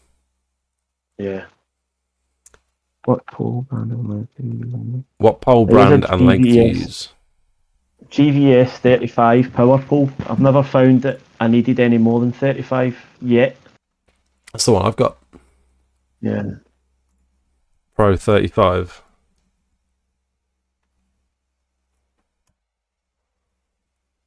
I had to buy a section for it a few months ago. One of my sections, the carbon bit snapped. Did it? Yeah, but that was me using it loads last year. It was £80 for a new section. I saw someone where the wind had taken the pole off the edge of the roof, and it had landed onto the corner of the roof and just snapped in half. But it's so much weight on the end of that pole. They're very well made, the GVS ones. I've never had an issue with the pole itself other than it snapping, but I was using it an awful lot. I mean, when you've got a flat surface cleaner on the end of it and you've got it fully extended, it's no surprise that it can move about. And this is the one, isn't it? I would advise anybody that buys a power pole to buy a foot pedal though. It's just I find it's a lot easier with a pedal than it is with a trigger. So on the website here, it shows the wing nut on the end rather than the plastic bit. Yeah, that's what I use now. That one. Yep. Yeah. And the cool thing about gutter vacuum systems is that you can use Klarna as well. I think I did mine over 3 months because there's no reason not to. I don't think. I mean, they are great. I buy a lot of stuff from them, and Julia's great to deal with. I find that their customer service is brilliant. They've sent me out free filters for my gutter vacuum and stuff. Have they? Because they tear a lot. Well, they know that, so if I contact them and say, let's tour, they've sent me out a couple of free ones before, so I don't try and help. I don't think I've replaced one of those without putting my finger through it. The little foam, the blue foam filter. I've never used the summer filter ever. Still sitting in my garage. No me. Yeah, no me. Because chances are, if you clean that out of gutter, most of the time there's a little bit of damp in there. Yeah. And so I just don't need water in them. Yeah, I don't want to risk it. I'd rather just keep the foam one on. Yeah. Where to buy great vans at a good price? No idea, mate. No idea. You know, get a good price. Vans are extortionate at the minute. When advertising, I worry people expect the service to be too expensive. Do you both advertise your prices per square metre and allow the customer to roughly estimate the price? No, because the customer's also not accounting for... One, they're not measuring it accurately. 9 times out of 10, they're not measuring it as accurately as I am. And so, and then 2, they're not accounting for things like drainage, water pressure, access, like any issues with any of those things that I've just mentioned, and the price goes up. If you imagine you turn up to a property and it's like a townhouse, you've quoted based on photos, and then you realise my machine's van mounted. I've got to take my hoses through the house to get to the back garden. It's only just going to reach. My hose is going to vibrate and leave marks everywhere. My van's left open out on the front while I'm at the back of this property. Stuff could get nicked. Yep. The pots and plants all over the patio that I hadn't accounted for. The water pulls up in one area of the patio, and so it's going to take me, anytime I put water down, you know this from your latest video,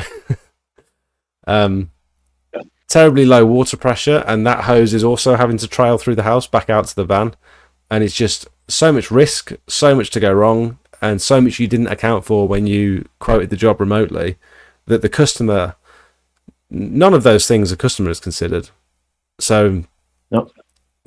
you could give them a rough price per square meter to estimate it, but also if it's a small patio, it might not meet your minimum price. Have you got a minimum charge for like patio cleans and stuff? Yeah, it was 120, which went up. It's went up by about £20. So that's anything. I'll not set my machine up for any less than 140. Yeah, it doesn't make sense, does it really? To travel out, even 10 minutes to travel out with all your equipment in the van and set up, and just to pressure wash a small path or a couple of slabs. I do get it if some people are starting out and they're desperate and they need the work and they'll charge £60. I get that, right? I done that at the start. But now, from the experience that I've got, it's just not worth my time setting up for any less than that. Yeah. So some people are shocked when I give them the price to clean a wee 5 metre squared area. But it's that, or go and buy one yourself for 150 quid. You're paying for me to come and clean it and my equipment, so... Yeah. What is the lightest power poles? Got a clean link, or are they all roughly the same? You probably find a lot of... When it comes to... there's a lot of trade-offs with poles. I was talking to CleanLink recently about this, and it's like you can have the best carbon fibre and the stiffest pole, but it means the wall thickness is greater, and so you're potentially sacrificing lack of stiffness for weight, or the other way around. And so even if you buy the most expensive pole, it's either going to be not as stiff or not as light as a different pole that you could go for. So it's all about learning the different grades of carbon fiber, which I think is very confusing, and also just figuring out what you want from the pole. Yeah, my mate's got a facelift pole, and I have a GVS pole, and his pole is a lot lighter than my pole, but they're both used for roof cleaning. Right. So his is I like... I don't know how sturdy his is, but his was more expensive than mine as well. Yeah, you'll probably find that if it's lighter, it's also probably not as stiff. Yeah. Might be a little bit more flex. I don't know. Yeah. What do you lads do when it slows down in November to February? Gutter clearing, roof cleaning, conservatories, faces, soffits, Christmas lights. Those are a good one. Days off. Days off, yeah. Grind throughout the summer and take the winter off. Yeah. Yeah. You need to be, see if you're especially in exterior cleaning, you need to be clever and responsible with money, because the winter time can catch you out. Some people get too used to the money over the summer and think, God, I've got so much work coming in, I've got all this cash in my pocket, I've got all this money in the bank, and then they're spending up to their means, and then realise, oh shit, winter, there's no work about. You need to go and get a job. Yeah, I need to go and get a job. Yeah. The way I try and work it out, Jake, is see what I am from April to October. That's normally a really, really good living. So that I make that out as if that's my earning for the year. Yeah. And anything I make in the winter is a bonus. It's a great way to think of it. Yeah. Yeah. Liam says that Phantom is heavier than my GVS pole. Same length too. So yeah, I suppose it's a lot of pole manufacturers offer different types of poles for different jobs, and it's not always about the most expensive one. It's also, you got to figure out what the pole is designed for. Going up north of Ireland during the week and looking for water-fed poles. Prefer carbon fibre. Thinking of 25 foot. Any place is worthwhile. Carbon fibre preferably. So another thing that I haven't really spoken too much about yet but me and CleanLink are doing a little bit of a collaboration soon. And I'm very happy with my CleanLink poles. I'd recommend them. They're very cheap and carbon fiber. Different grades of you got some 24T ones, you got some high mod 46T ones. There's some hybrid ones that are like fiberglass or carbon fiber. Have a look. There's a little sponsorship thing here where you can get 5% off and free delivery, I think. So CleanLink, have a little peek. Tom's very good. He's always been good to me. Facebook ads or Google ads, what do you recommend? If you're starting a new business, neither of them. I would wait until you're fairly established. You've got loads of reviews, loads of content on your pages, loads of recommendations, and then start pushing some Google ads. Yeah, I've only ever ran Facebook ads. I've never ran a Google ad. Have you had much success with Facebook ads? No, I don't notice it, to be honest. It may, but it's no. It's not. I'm neither up nor down. I think you've got to put. You've got to have You've got to have a strategy with it. You've got to spend a lot of money with it consistently for it to work. And I'm just not prepared to take that gamble, really. Especially since I don't really need to. Sid was spending. I think one of his videos, he said he was stopping advertising for 3 months on Google, and he was spending something silly like £1,200. I don't know if it was a week or something, but he was spending a lot of money, and he said he was knocking that on the head at the minute because he was going to see if he continued to get the work. Yeah, I think Craig in my chat, £46 a day. There you go. Craig spending £46 a day on ads, which sounds bonkers to me. But if it works, it works, and it clearly does work. It depends how much you're. I can only speak for myself. It depends how much you want to work. Like, I'm happy with what I get. So, if you want to work to 5 o'clock every night, 6 days a week, then I'd imagine you'll have to run ads. Yeah, definitely. Especially if you've got staff as well. Yeah. Jake, sorry to ask, which gutter vacuum do you use or recommend? We take the Panther around with us every day. Little gutter vacuum systems Panther. And I've also got the GVS 3600, the triple motor one, but we barely use that, only for like commercial work. Is there a big difference in power? Oh yeah. Because I have a Panther and see the amount of jobs that I get caught out on where I've had to take the ladder off the van because I can't get it out.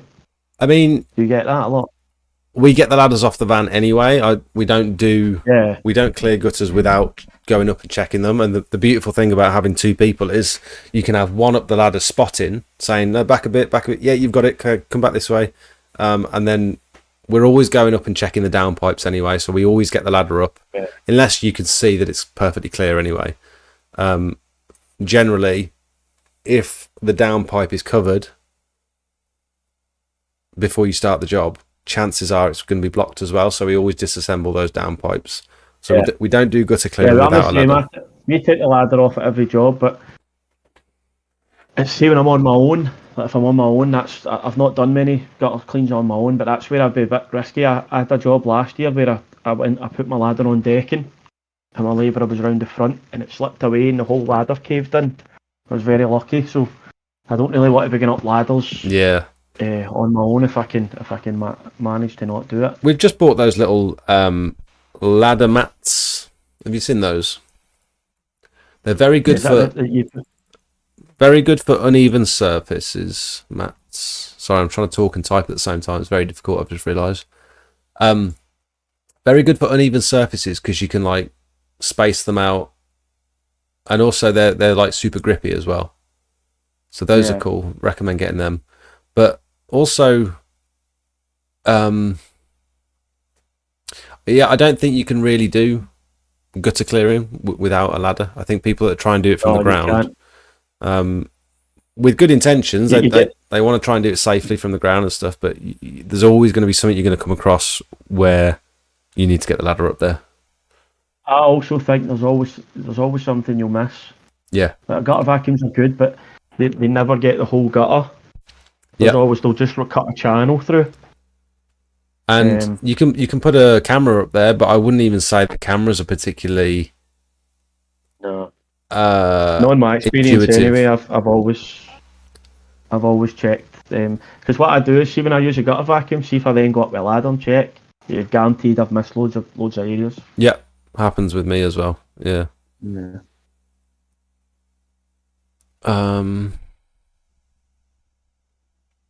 Never had a cast job. Have you seen the roof clamps? They look useful. What's a roof clamp?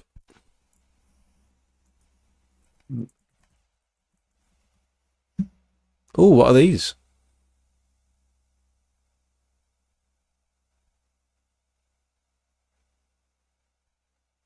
I don't know what I'm looking at here. Can you clamp that to the roof and then tie a rope to it? How do you put them under tiles or something? How does that work? I don't understand.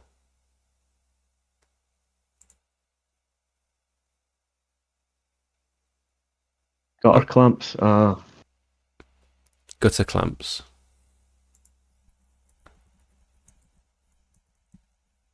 Have you ever cleared gutters using those rods? You seen those rods? Never. No. Wicks sell them. They look quite interesting. Oh, so these, you put these either side of the ladder to stop the ladder moving or something? Yeah, and it clamps to the gutter. Yeah.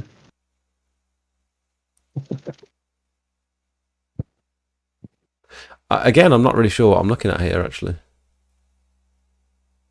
Can't tell. I'm sure someone's going to let me know.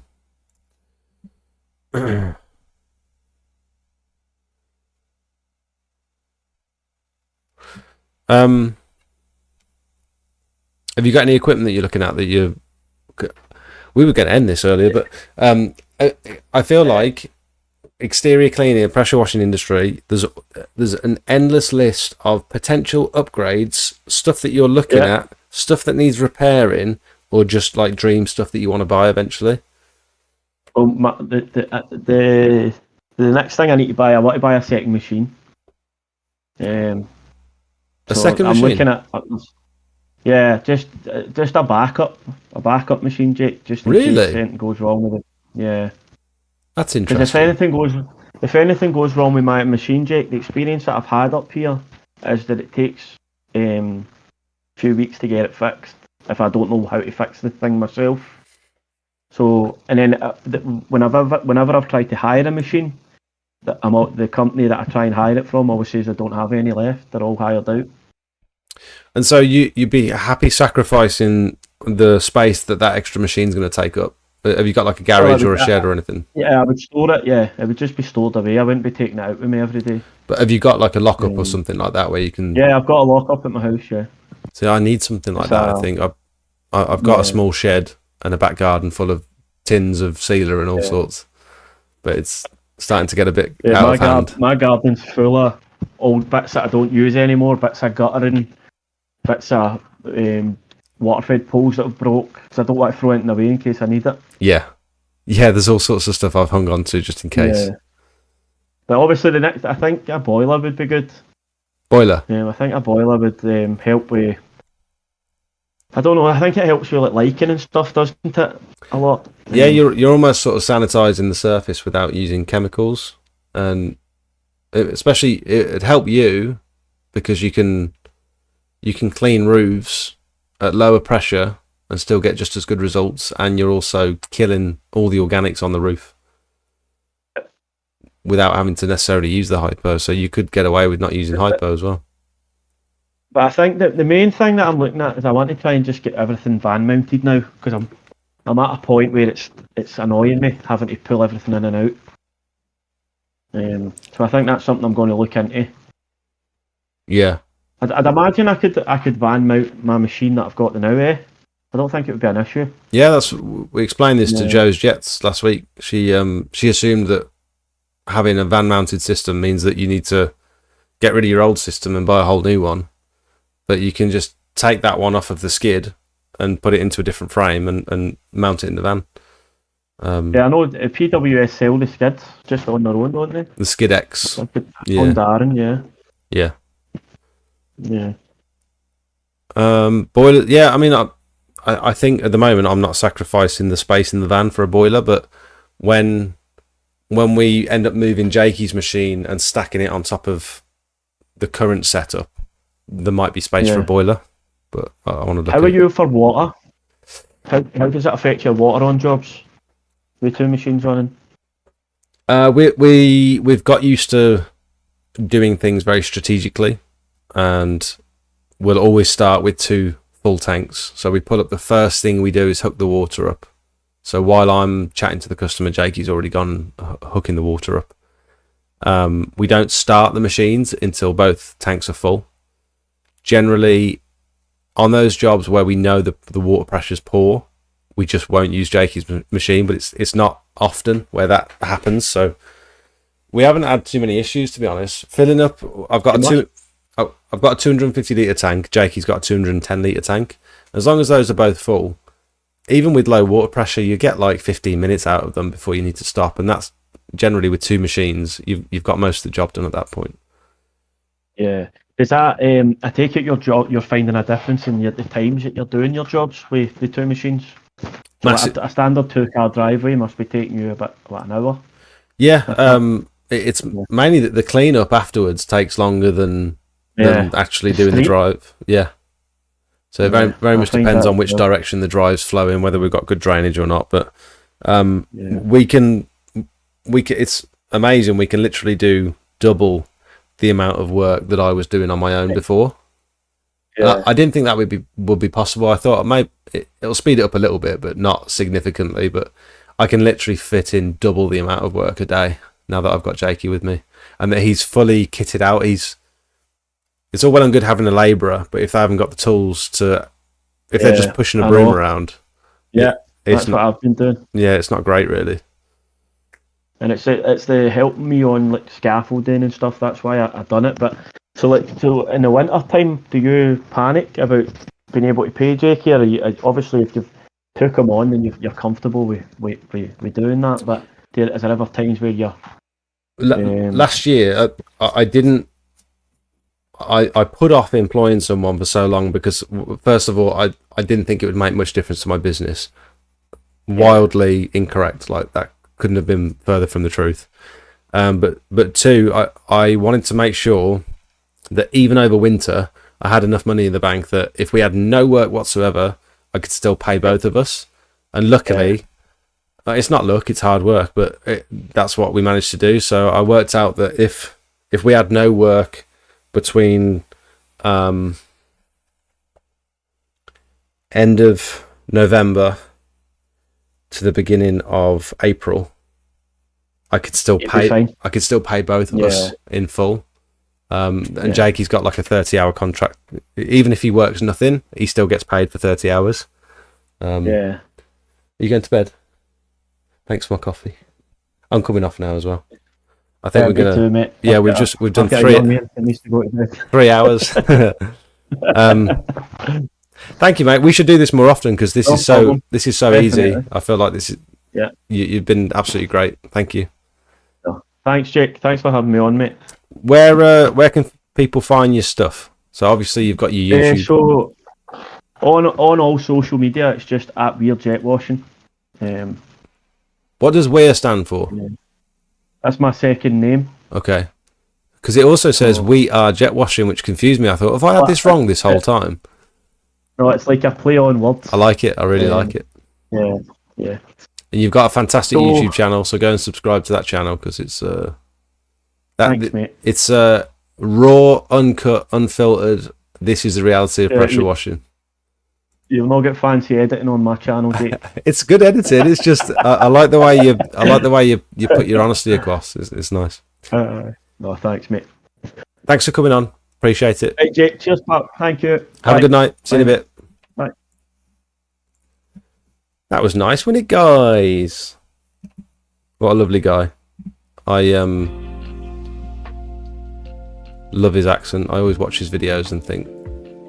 I was trying to do a Scottish accent the other day after watching his video, and Jakey said, like, stop it, it's not working well. I could take it or leave it. Yeah, great guy. Keep an eye out on the Discord the next week or two, because we're dropping an app which I think is going to be, I don't want to say game changer, but I think it's going to help a lot of people. And we're also opening up an online store as well, which is very cool, very exciting. Working with a lot of very cool people in the industry, and I'm very grateful that they're wanting to work with me. So when you guys are asking, where do I get this from, what do I need, how do I get this, who should I go to for this, I'm going to be able to direct you to my website, and that will literally have everything that I would recommend on there. So I'm very excited for that.